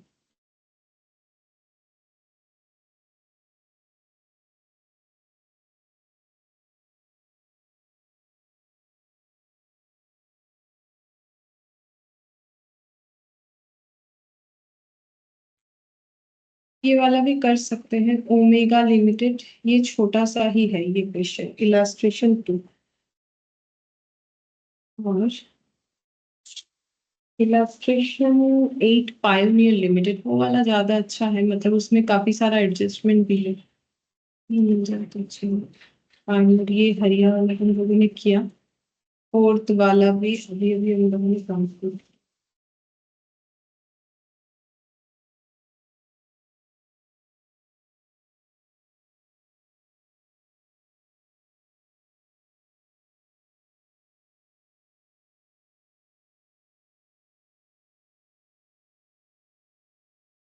ये वाला इलास्ट्रेशन 5 देखो, from the following particulars furnished by Pioneer Limited, prepare the balance sheet as at 31st March 2001 as required by Schedule 3 of the Companies Act. Schedule 3 मतलब जो फॉलो करके हम लोग बना रहे हैं। Give notes at the foot of the balance sheet as may be found necessary, ठीक है। तो इक्विटी शेयर कैपिटल बोला है यहाँ पर फेस वैल्यू, तो ये हमारा जो है शेयर कैपिटल में जाएगा, ठीक है। पेड अप देख लेंगे, कॉल्सिनेरियर बोल रखा है, मतलब कॉल्सिनेरियर माइनस हो जाना चाहिए इसमें से, ठीक है। इसका मतलब ये हमारा पेड अप वैल्यू नहीं होगा। फिर लैंड बोला है पीपी में जाएगा, बिल्डिंग पीपी में जाएगा, प्लांट मशीनरी फर्नीचर पीपी में जाएगा, जनरल रिजर्व सरप्लस में जाएगा, loan from state financial corporation long term borrowing में जाएगा। इन्वेंट्री दे दिया है, तो इन्वेंट्री हम लोग का ये ओपनिंग अगर है तो opening stock of opening inventories में जाएगा, ठीक है। तो चेंजेस इन इन्वेंट्रीज में काम आएगा। फिर बोल रहा है प्रोविजन फॉर टैक्सेशन पीएल में लिखेंगे, अब तक जो डेटा हमें नहीं मिल रहा था। Trade receivable direct trade receivable में जाएगा। एडवांस किया है हम लोगों ने, तो short term loans and advances में जाएगा। डिविडेंड पेबल है, तो ये आउटस्टैंडिंग वाले में जाएगा। प्रॉफिट एंड लॉस, मतलब ये अदर करेंट लाइबिलिटी में जाएगा, dividend payable. Profit and loss account ये हम लोग का जनरल रिजर्व में जाएगा। फिर cash balance and cash at bank, तो ये हम लोग का कैश एंड कैश इक्विवेलेंट में जाएगा। लोन अनसिक्योर्ड है, तो ये भी लॉन्ग टर्म बोरिंग में जाएगा। लेकिन अगर कुछ सिक्योर्ड है कुछ अनसिक्योर्ड है तो उसको आइडेंटिफाई करना, मतलब उसके अगेंस्ट में हमें लिख देना है। Trade payable for goods and expenses, मतलब बिजनेस का ट्रेड पेबल है तो ट्रेड पेबल में चला जाएगा सीधा। फिर यहाँ पर बोला है following additional information is also provided, 2000 equity share issued for consideration other than cash, तो वो हमें नीचे ब्रैकेट में लिखना पड़ेगा कि कितना अदर देन कैश हम लोग इशू कर रहे हैं, वो लिखना जरूरी होता है। Trade receivable 52,000 due for more than 6 months, तो ये भी एक रूल्स होता है कि अगर 6 महीने से ज्यादा का डेटा बाकी है तो उस इंफॉर्मेशन को हमें लिख के दिखाना पड़ेगा, ठीक है। फिर बोल रहा है कॉस्ट ऑफ एसेट, तो ये एसेट का कॉस्ट दे दिया है, बिल्डिंग प्लांट मशीनरी फर्नीचर। तो ऊपर जो डेटा दिया हुआ है नीचे का बिल्डिंग प्लांट मशीनरी फर्नीचर के डेटा में तुम लोग को डिफरेंस दिखेगा। क्यों दिख रहा है? क्योंकि वो डिप्रिशिएशन लेस करके दिया हुआ है, ये हम लोग का कॉस्ट में दिया। कॉस्ट मतलब जिस वैल्यू से हम लोगों ने इसे परचेज किया था। फिर बोल रहा है balance of 1,50,000 in the loan account with state finance corporation is inclusive of 7,500 for interest accrued but not due। बोल रहा है कि जो लोन का बैलेंस है उसमें से 1,50,000 का लोन स्टेट फाइनेंस कॉर्पोरेशन से लिया गया है, जिसमें 7,500 इंक्लूड है किस चीज का? Interest accrued but not due वाला, ठीक है। तो इसका मतलब इंटरेस्ट एक्रू तो हुआ है बट अभी तक ड्यू नहीं हुआ है। तो पहला बात है कि लोन के अमाउंट से उसे हम लोग लेस करके दिखाएंगे, और ये जो इंटरेस्ट का अमाउंट है ये हम लोग फाइनेंस कॉस्ट में दिखाएंगे, क्योंकि एक्रूड बट नॉट ड्यू है तो फिर ये बैलेंस शीट में भी आएगा। फिर बोल रहा है loan is secured by hypothecation of plant and machinery, मतलब मॉर्गेज रखा गया है, ठीक है। तो वो लिख के दिखाना पड़ेगा कि ये सिक्योर्ड लोन है। किससे सिक्योर्ड है? प्लांट एंड मशीनरी हाइपोथिकेट करके। फिर बोल रहा है बैलेंस एट बैंक, बैंक का जो बैलेंस है उसमें 2,000 है। Perfect bank limited which is not a schedule bank, मतलब बैंक का बैलेंस कुछ शेड्यूल बैंक के साथ है कुछ शेड्यूल बैंक नहीं है, ऐसा है। तो वो सब इंफॉर्मेशन हमें लिखना पड़ेगा इसमें, ठीक है। नीचे जो दिया हुआ ना मैक्सिमम इंफॉर्मेशन हमें बताना पड़ेगा। Company had contracted for the erection of machine eight 1,50,000 which is still incompleted, तो कंपनी ने मशीन इरेक्ट करवाने के लिए 1,50,000 का एक कॉन्ट्रैक्ट किया है, लेकिन वो अभी तक इनकम्प्लीट है, मतलब इसका इम्पैक्ट हमारा यहाँ पर नहीं आएगा। तो सोल्यूशन में तो देखो हमें सिर्फ और सिर्फ जो है बैलेंस शीट बनाने के लिए बोला है, लेकिन हम लोग जब तक अपना पीएल नहीं बनाएंगे तो हम लोग फिर बैलेंस शीट को भी तो रेडी नहीं कर पाएंगे। तो सोल्यूशन में सिर्फ बैलेंस शीट ही आएगा, ठीक है। मतलब जो हम लोग फाइनल सोल्यूशन बनाएंगे वहां सिर्फ बैलेंस शीट ही लिखेंगे। तो देखो स्ट्रक्चर कैसे हो जाएगा, तो स्ट्रक्चर हम लोग का ऐसे हो जाएगा। यहाँ पर इलास्ट्रेशन 5 है, sorry illustration 5, balance sheet of pioneer limited, यहाँ पर लिखते हैं।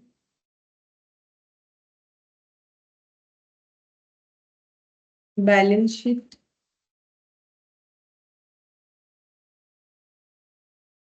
एज ऑन 31 मार्च, कब का बोला है? 31 मार्च 2009।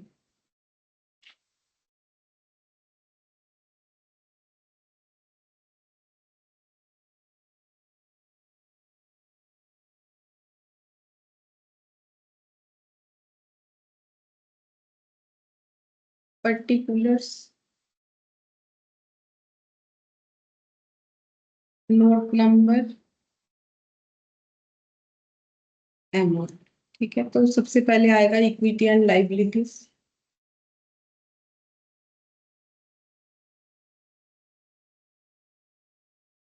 उसके अंदर आ जाएगा, शॉर्ट में लिखेंगे शेयर होल्डर्स फंड, फिर उसमें आ जाएगा शेयर कैपिटल, फिर आ जाएगा रिजर्व एंड सरप्लस। ठीक है, फिर पॉइंट 2 इसमें आ जाएगा non current liability. Non current liability में लोन तो था 2-3, ठीक है, तो लॉन्ग टर्म बोरिंग सब शॉर्ट में लिख रहे हैं।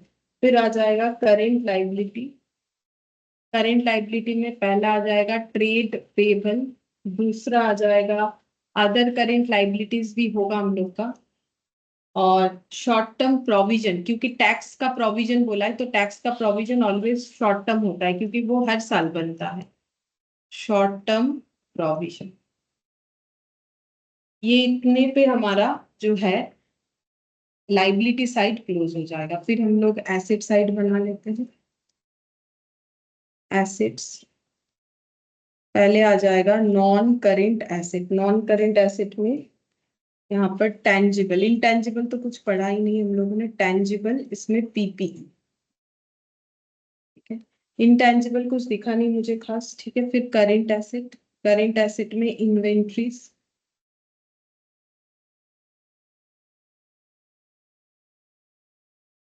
Trade receivable, cash and cash, अच्छा कैश एंड कैश इक्विवेलेंट के पहले एक शॉर्ट टर्म एडवांस था, तो short term loans and advances बोल के आता है।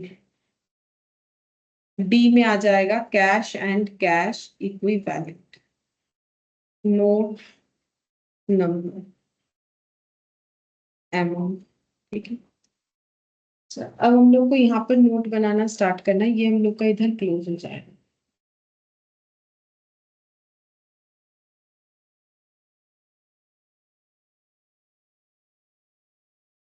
ठीक है, सबसे पहला नोट बनेगा,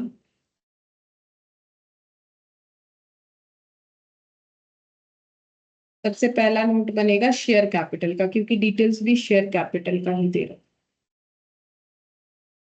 शेयर कैपिटल में इक्विटी शेयर कैपिटल का बनेगा। ठीक है, अब इसमें लिखते हैं इक्विटी शेयर कैपिटल में हम लोग को लिखना पड़ेगा issued subscribed and called up. ठीक है, issued subscribed and called up, फिर हम लोग पेड अप दिखाएंगे कॉल्स इन एरियर को लेस करके। तो यहाँ पर लिखते हैं ऑथराइज्ड, वो तो हमें कुछ दिया नहीं है, तो ऑथराइज शेयर कैपिटल हम लोग उतना ही लेंगे जितना हम लोग का यहाँ पर दिया हुआ है। ठीक है, अगर कुछ नहीं दिया हुआ है तो ये 10,000 ही हम लोग मान लेंगे, क्योंकि 10 लाख डिवाइडेड बाई 100 करोगे तो हम लोग का आ जाएगा 10,000। तो यहाँ पर हो जाएगा 10,000 equity share at the rate of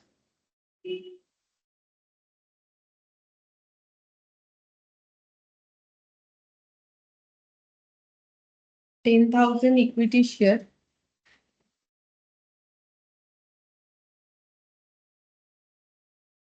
at the rate of 100 each। 100 से डिवाइड करने से 10,000 इंटू 100। ठीक है, 10,000 4 5 6 0। अब यहाँ पर लिखेंगे issued subscribe and called up. Paid up यहाँ नहीं लिखा क्योंकि कॉल्स इन एरियर को लेस करना है। तो 10,000 equity share at the rate of ₹100 each, 10 lakh.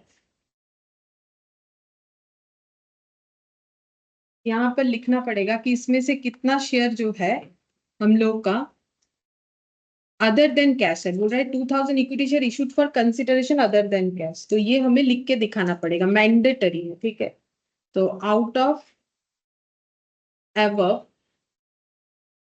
2,000 equity shares have been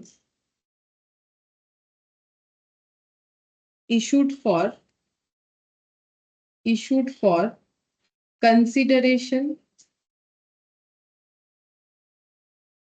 other than cash. ठीक है, क्या ये लिखना जरूरी है? बिल्कुल जरूरी है, लिखना पड़ेगा ही। ठीक है, लिखना पड़ेगा ही। जिनका कंपनी अकाउंट्स जो स्टार्टिंग बेसिक्स वाला रहता है जो हम करवा रहे हैं, ठीक है, जिनका है, तो वहां पर मैंने बताया ये लिखना जरूरी होता है। ठीक है, यहाँ भी बता रहे लिखना पड़ेगा कि अगर कैश के अलावा किसी और रीजन से हम लोग इसको इशू कर रहे हैं तो।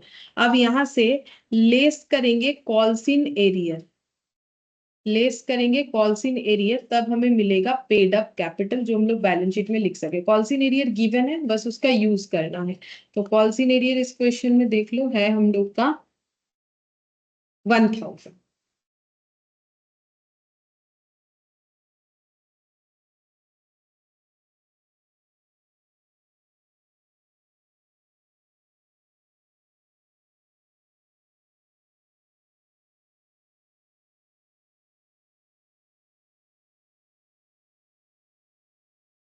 हो जा रहा है इसमें, मुझे कुछ भी नहीं समझ में आ रहा है, कहाँ चला गया जो लिखा मैंने।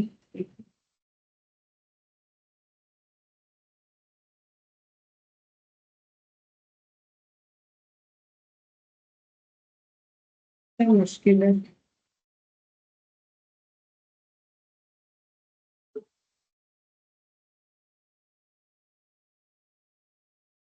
इसके बीच में कॉल्स इन एरियर, ठीक है, कॉल्स इन एरियर हम लोग का 1000। ठीक है, तो कॉल्स इन एरियर हो गया हम लोग का 1000, तो ये लेस करने से आ जाएगा 9,99,000। ठीक है, तो ये हम लोग का नोट नंबर 1 में चला जाएगा। ठीक है, ये हम लोग का नोट नंबर 1 में चला जाएगा, शेयर कैपिटल में 9,99,000 ये बन गया। ठीक है, अच्छा, फिर यहाँ पर ये नोट नंबर 1 कंप्लीट हो गया।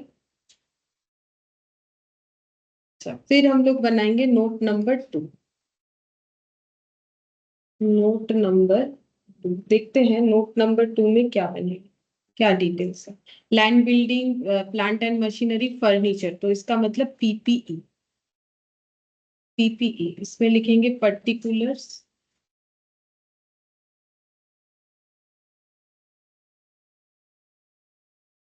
ग्रॉस वैल्यू और डिप्रिशिएशन और नेट वैल्यू। ठीक है,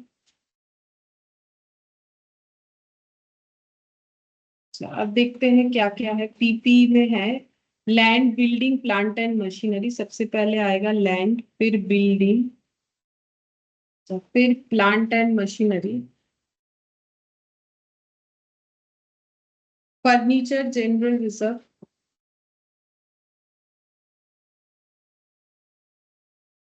फर्नीचर तक आएगा। ठीक है, अब इसका वैल्यूज लिखते हैं।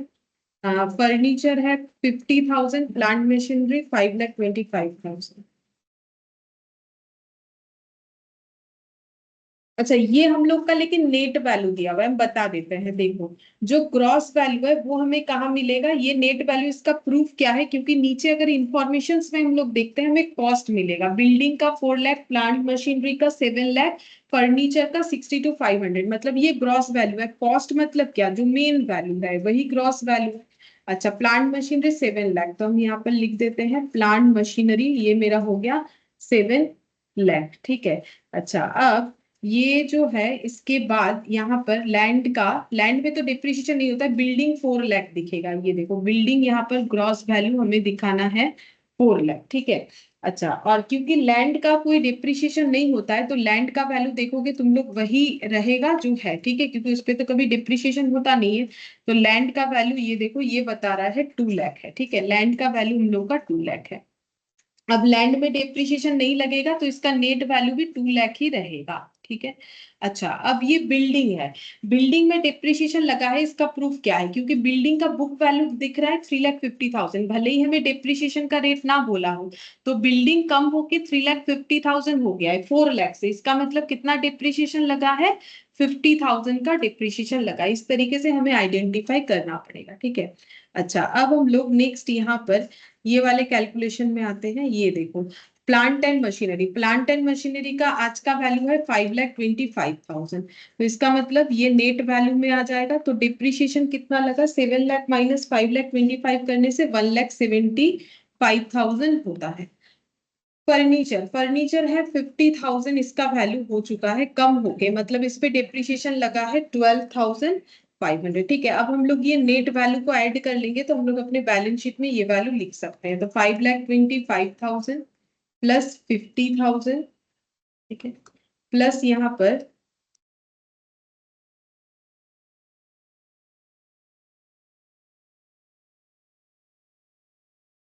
प्लस हो जाएगा यहाँ पर 2 लाख और 3,50,000, मतलब 5,50,000। ठीक है, तो ये हम लोग का हो गया 11,25,000। ठीक है, तो ये हम लोग लिखेंगे 11,25,000, 11,25,000। ठीक है, तो ये हम लोग का बन गया नोट सेकंड वाला। ठीक है, तो ये हम लोग का नोट नंबर 2 बन गया। अब हम लोग बनाएंगे नोट नंबर 3। नोट नंबर 3, ठीक है, तो नोट नंबर 3 में क्या बनेगा, रिजर्व दिया हुआ है तो रिजर्व एंड सरप्लस लिखेंगे। रिजर्व एंड सरप्लस में सबसे पहले दिख रहा है मुझे जनरल रिजर्व, जो कि है 2,10,000। एक बार चेक कर लेते हैं। हाँ, 2,10,000 है, तो मैंने वो लिख लिया।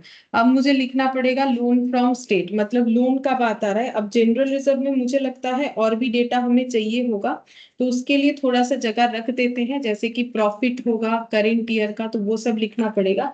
अब हम लोग बनाएंगे नोट नंबर 4, जस्ट थोड़ा सा जगह रख के इसके बाद हम लोग बना लेंगे नोट नंबर 4।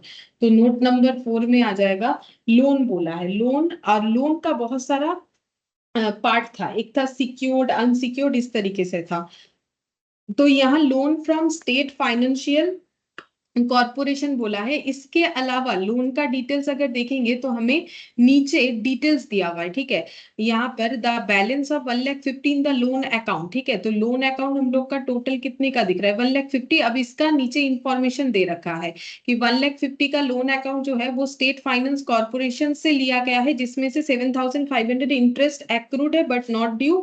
लोन सिक्योर्ड है प्लांट एंड मशीनरी हाइपोथिकेट करके। ठीक है, तो हम यहाँ पर लिखेंगे सिक्योर्ड लॉन्ग टर्म बोरिंग, सबसे पहले तो लिखेंगे लॉन्ग टर्म बोरिंग। ठीक है, इसके अंडर लिखेंगे secured loan.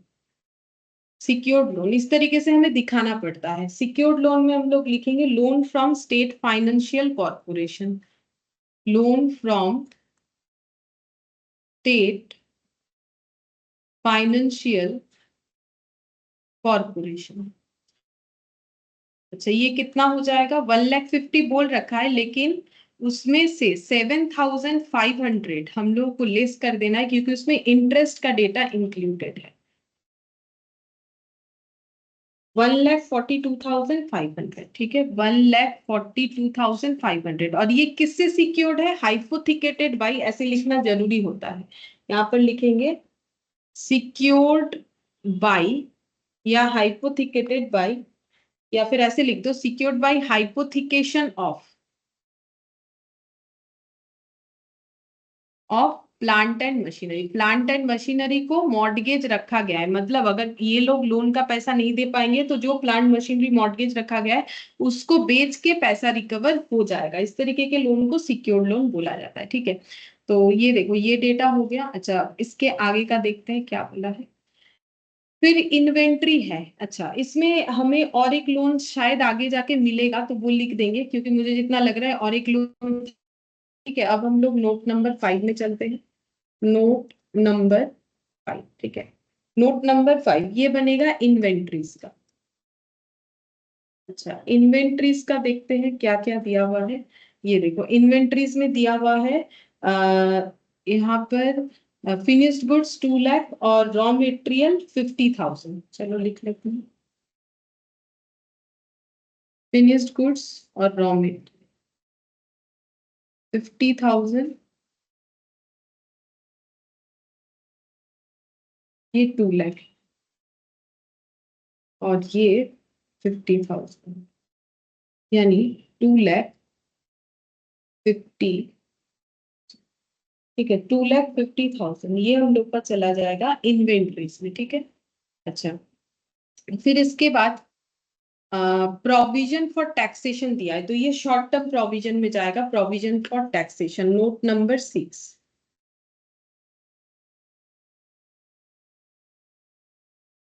Short term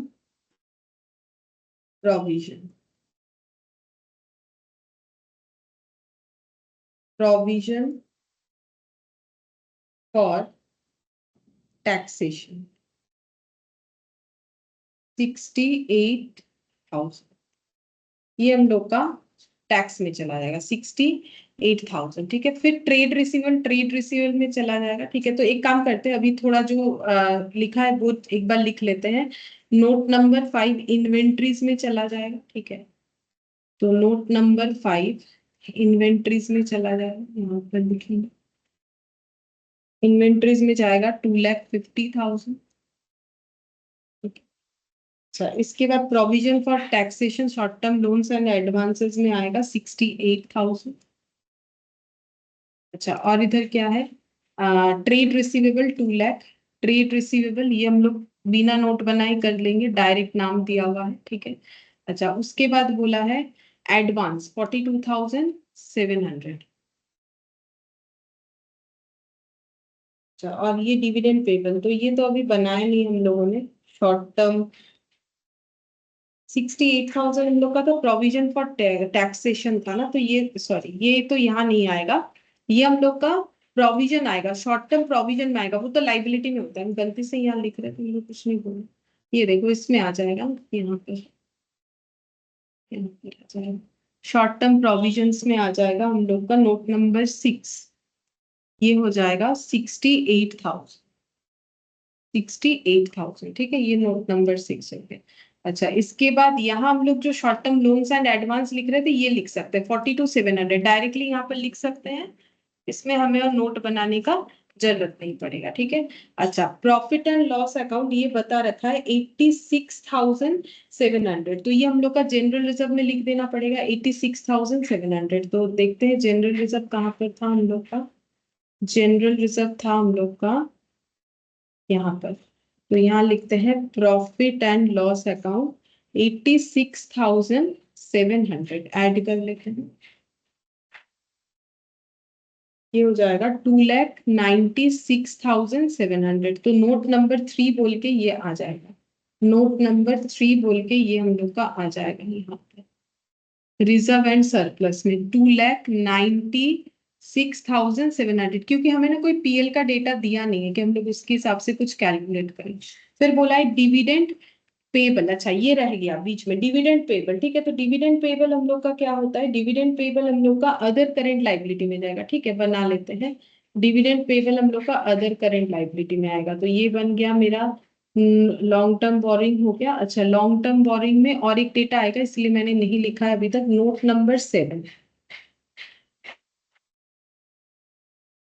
other current liability, इसमें आ जाएगा डिविडेंड पेबल, मतलब आउटस्टैंडिंग है। पेबल मतलब आउटस्टैंडिंग है, वैसे भी ट्रायल बैलेंस में क्रेडिट साइड में दिख रहा होगा 60,000। और भी कुछ पेबल है तो हमें लिखना पड़ेगा, देख लेते हैं। पीएल मैंने लिख दिया। अब नेक्स्ट पॉइंट पे आते हैं, cash balance, cash at bank. तो ये लिखना पड़ेगा हमें कैश एंड कैश इक्विवेलेंट में। तो नोट नंबर 8 बना लेते हैं। इस पे एक लाइन का जगह रख दिया है मैंने, पता नहीं कुछ और जरूरत हो तो। Cash and cash equivalent, cash and cash equivalent. अब इस पे भी ना एक डिटेल्स लिखना पड़ेगा। ठीक है, क्योंकि इसमें भी कुछ पॉइंट हमें बता रखा है। तो यहाँ पर cash at bank, cash balance 30,000, ये तो डायरेक्टली लिख लेंगे, इसमें कोई इश्यूज नहीं है। Cash balance 30,000। ठीक है, लेकिन जो कैश एट बैंक है उसका डिटेल्स मुझे लिखना पड़ेगा। कैश एट बैंक, उसका डिटेल्स क्या लिखेंगे, जो क्वेश्चन में बताया गया है। तो कैश एट बैंक हेडिंग करेंगे, उसके अंडर मुझे लिखना पड़ेगा। अच्छा, क्या लिखेंगे कैश एट बैंक में, देखो 2,47,000 था, तो जिसमें से हमें बोल रखा है यहाँ पर, ये देखो जिसमें से हमें बोल रखा है कि बैलेंस जो है वो 2,000 perfect bank limited which is not a schedule bank. वो जस्ट इंफॉर्मेशन देना पड़ेगा और कुछ नहीं। ठीक है, हम लोग को इंफॉर्मेशन देना पड़ेगा। ठीक है, तो यहाँ पर देते हैं, यहाँ पर लिखेंगे कैश एट बैंक है, यहाँ पर लिखेंगे with schedule bank, with schedule bank और with other bank, with other bank. Bank नहीं, विद अदर लिख देते हैं, ब्रैकेट में लिख देते हैं परफेक्ट बैंक लिमिटेड, नाम ही दे देते हैं जो दिया हुआ है परफेक्ट बैंक लिमिटेड। ठीक है, तो परफेक्ट बैंक लिमिटेड के साथ इनका बैलेंस कितना है 2000। ठीक है, तो बाकी जो अमाउंट है वो हम लोग का शेड्यूल बैंक के साथ है, तो बाकी अमाउंट कितना होगा माइनस करने से ही पता चल जाएगा। बैंक में था 2,47,000, 2,47,000 से 2,000 लेस करने से हो जाता है 2,45,000। ठीक है, तो ये हो गया 2,47,000 प्लस 30,000, मतलब हो जाएगा 2,77,000। ठीक है, तो ये हम लोग का बन गया cash and cash equivalent note number 8। ठीक है, cash and cash equivalent note number 8 हो जाएगा, यहाँ पर लिख लेते हैं cash and cash equivalent note number 8, 2,77,000, 2,77,000। ठीक है, कैश एट बैंक हो गया। अच्छा, अब नेक्स्ट देखते हैं क्या प्रिपेयर करना पड़ेगा। लोन्स अनसिक्योर्ड 1,21,000, तो वो लोन वाले जगह पे लिखना पड़ेगा लोन्स अनसिक्योर्ड, यहाँ पे लोन अनसिक्योर्ड। तो ये सब डिटेल्स लिखना पड़ता है, कितना सिक्योर्ड है कितना अनसिक्योर्ड है। 1,21,000,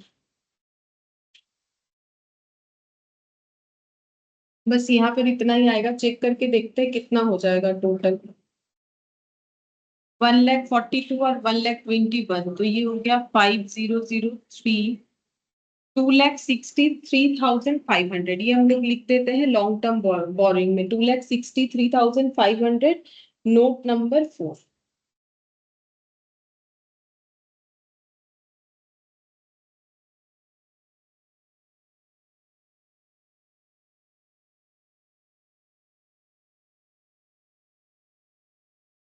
2,63,500। ठीक है, ये भी हो गया। अच्छा, इसके बाद ट्रेड पेबल, ट्रेड पेबल हम लोग का 2 लाख हो जाएगा, तो ट्रेड पेबल डायरेक्टली लिख देंगे यहाँ पर 2 लाख, बिना कोई नोट के ट्रेड पेबल 2 लाख हो गया। ठीक है, अच्छा फिर यहाँ पर 2,000 इक्विटी शेयर, ये लिख दिया इन्फॉर्मेशन। हाँ, ये इन्फॉर्मेशन नहीं लिखा कि trade receivable 52,000 due for more than 6 months. Actually अगर ऐसा लिखा हुआ है तो हमें इसके ऊपर एक नोट बनाना पड़ेगा कि 52,000 जो है वो ड्यू है फॉर मोर देन 6 मंथ्स। ठीक है, तो हम एक काम करते हैं, लास्ट एक नोट बना लेते हैं ट्रेड रिसीवेबल, क्योंकि इसका इंफॉर्मेशन हमें डिस्क्लोज करना पड़ेगा। ठीक है, तो ये हो गया हम लोग का नोट नंबर 9। ठीक है, तो ट्रेड रिसीवेबल, ठीक है, इसमें क्या लिखना पड़ेगा, debtors outstanding for more than 6 months, मैंने थोड़ा शॉर्ट में लिख दिया, और अदर्स, अदर डेटर। ठीक है, तो टोटल ट्रेड रिसीवेबल जो है वही लिखेंगे, लेकिन जो मोर देन 6 मंथ्स है उसको अलग से डिस्क्लोज करना पड़ेगा। मोर देन 6 मंथ्स कितना है, मोर देन 6 मंथ्स है हम लोग का 52,000। ठीक है, तो यहाँ हो जाएगा 52,000, और टोटल ट्रेड रिसीवेबल कितना था वो तो क्वेश्चन में बताया हुआ था। देखो टोटल ट्रेड रिसीवेबल यहाँ पर 2 लाख। ठीक है, यहाँ पर लिखेंगे 2 लाख, ये 2 लाख है टोटल। तो फिर 52,000 से अगर हम लोग 2 लाख लेस कर देते हैं तो हमारे पास डेटा आ जाता है 2 लाख माइनस 52,000, 1,48,000। ठीक है, ये डिस्क्लोज करना पड़ेगा। बाकी ट्रेड रिसीवेबल का जो अमाउंट हम लोगों ने लिखा है वो सही लिखा हुआ है, उसमें कोई प्रॉब्लम नहीं है, बस उसको नोट नंबर लगा देंगे, नोट नंबर 9। ठीक है, अब लास्ट में हमें बैलेंस शीट के नीचे एक डेटा लिखना पड़ेगा। बैलेंस शीट के नीचे मेरा शायद जगह नहीं है इस बार, वहां लिखना पड़ेगा ये जो contract for erection of machinery at 1,50,000 है, इसका हम लोगों ने कोई ट्रीटमेंट नहीं किया है। क्यों नहीं किया है वो लिख देते हैं, फिर हम बता देते हैं। ठीक है, तो एक नोट लिखना पड़ेगा। नोट कहाँ लिखोगे, बैलेंस शीट के, बैलेंस शीट जहाँ क्लोज हुआ नीचे, जैसे अभी थोड़ी देर पहले लिखा था, बट वहां जगह होगा कि नहीं, इसलिए हम यहाँ पर लिख देते हैं amount of contract remaining to be, remaining to be executed. जो कॉन्ट्रैक्ट हुआ था ना मशीन को इरेक्ट करवाने का, वो अभी भी एग्जीक्यूट नहीं हुआ है। Remaining to be executed and not provided for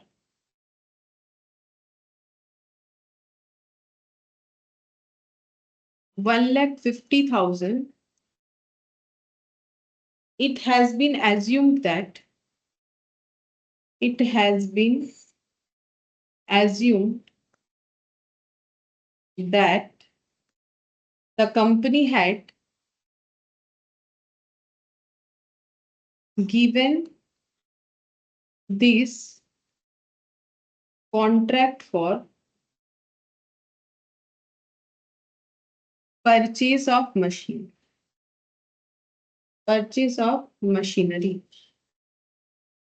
ठीक है, तो ये अभी भी कॉन्ट्रैक्ट एग्जीक्यूट नहीं हुआ है, हम लोगों ने जस्ट ये सोच रखा है। ठीक है, द कंपनी हैड कॉन्ट्रैक्ट कर रखा है, बट इसका कोई ट्रांजैक्शन नहीं हुआ। ट्रांजैक्शन नहीं हुआ तो एंट्री नहीं होगा, एंट्री नहीं होगा तो वो फाइनल अकाउंट्स का पार्ट नहीं हो सकता है। ठीक है, तो ये हम लोग का बन गया। बस ट्रेड रिसीवेबल पे नोट नंबर 9 लिखेंगे तो हो जाएगा। ठीक है, तो ट्रेड रिसीवेबल में मुझे नोट नंबर 9 लिखना पड़ेगा। ठीक है, चलो अभी हम लोग बाकी चीज को ऐड करके लिखते हैं। ठीक है, तो बाकी चीजों में हमारे पास आ जाएगा यहाँ पर। अच्छा, अदर करेंट लाइबिलिटी मैंने लिखा नहीं, वो बाकी रह गया।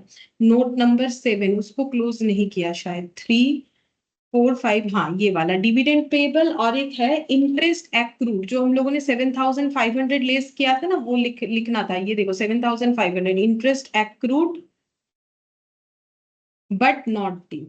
ठीक है, लोन का इंटरेस्ट एक्रूड है बट नॉट ड्यू 7,500, तो ये नहीं लिखा, तो ये हो जाएगा 67,500 नोट नंबर 7। ठीक है, तो नोट नंबर 7 में ये हमें लिखना पड़ेगा। Note number 7 67,500। अब हम लोग टोटल करके देखते हैं कितना आ रहा है। तो ये जो डेटा था इससे हम लोग का जो है बैलेंस शीट ही बना, क्योंकि हमारे पास जैसे मैंने बोला था कि अगर जब तक हम लोग पीएल नहीं बनाएंगे तब तक कैसे बनाएंगे, लेकिन पीएल ओरिएंटेड कोई डेटा था ही नहीं। ठीक है, तो फिर जो है उसी से करना पड़ेगा। 2,63,500 प्लस 2,67,500 प्लस 68,000, तो ये आ रहा है 18,94,700। ठीक है, 18,94,700। एक बार चेक कर लेते हैं आंसर सही हुआ है कि नहीं। 18,94,700।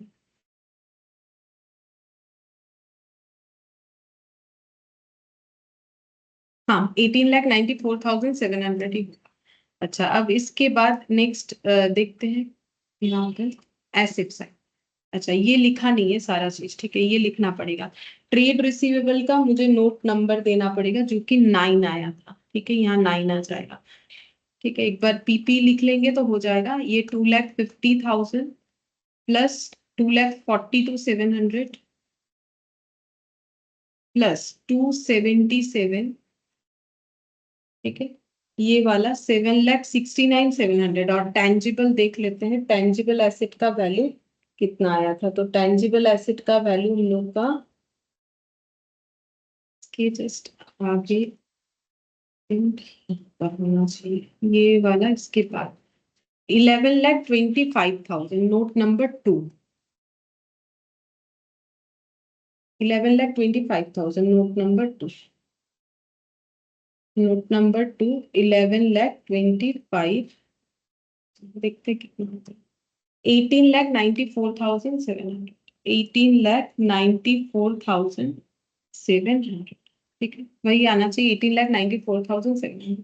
तो इसमें हमें बता दिया था कि सिर्फ और सिर्फ बैलेंस शीट बनाना है, और जो इंफॉर्मेशन भी हमें दिया था ना वो बैलेंस शीट के रिगार्डिंग ही दिया था। ठीक है, तो हम लोग का बैलेंस शीट यहाँ पर बन के रेडी हो गया। तो बस बैलेंस शीट बनना था, और जो भी हमें इंफॉर्मेशन दिया है उसको यहाँ डिस्क्लोज कैसे करते हैं वो देखने वाला पॉइंट था। क्वेश्चन वैसे आसान था कि इक्विटी शेयर जो है other than consideration for cash जो है, और इसके अलावा सिक्योर्ड लोन अनसिक्योर्ड लोन, ये सब डिस्क्लोज करना जरूरी है। अगर हम लोग ये सब नहीं लिखेंगे तो उसके लिए मार्क्स कट जाएगा। ठीक है, और वो सही भी नहीं माना जाता है।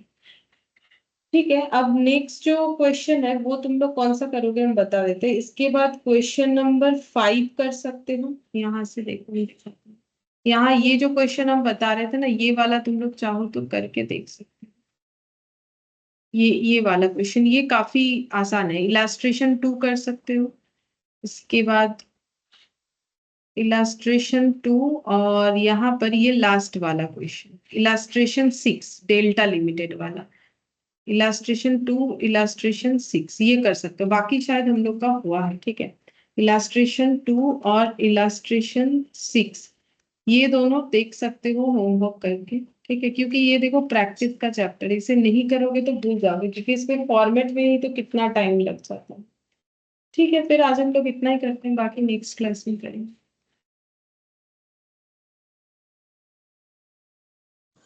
Thank you ma'am. ठीक है, bye ma'am. Thanks. Thank you, ma'am.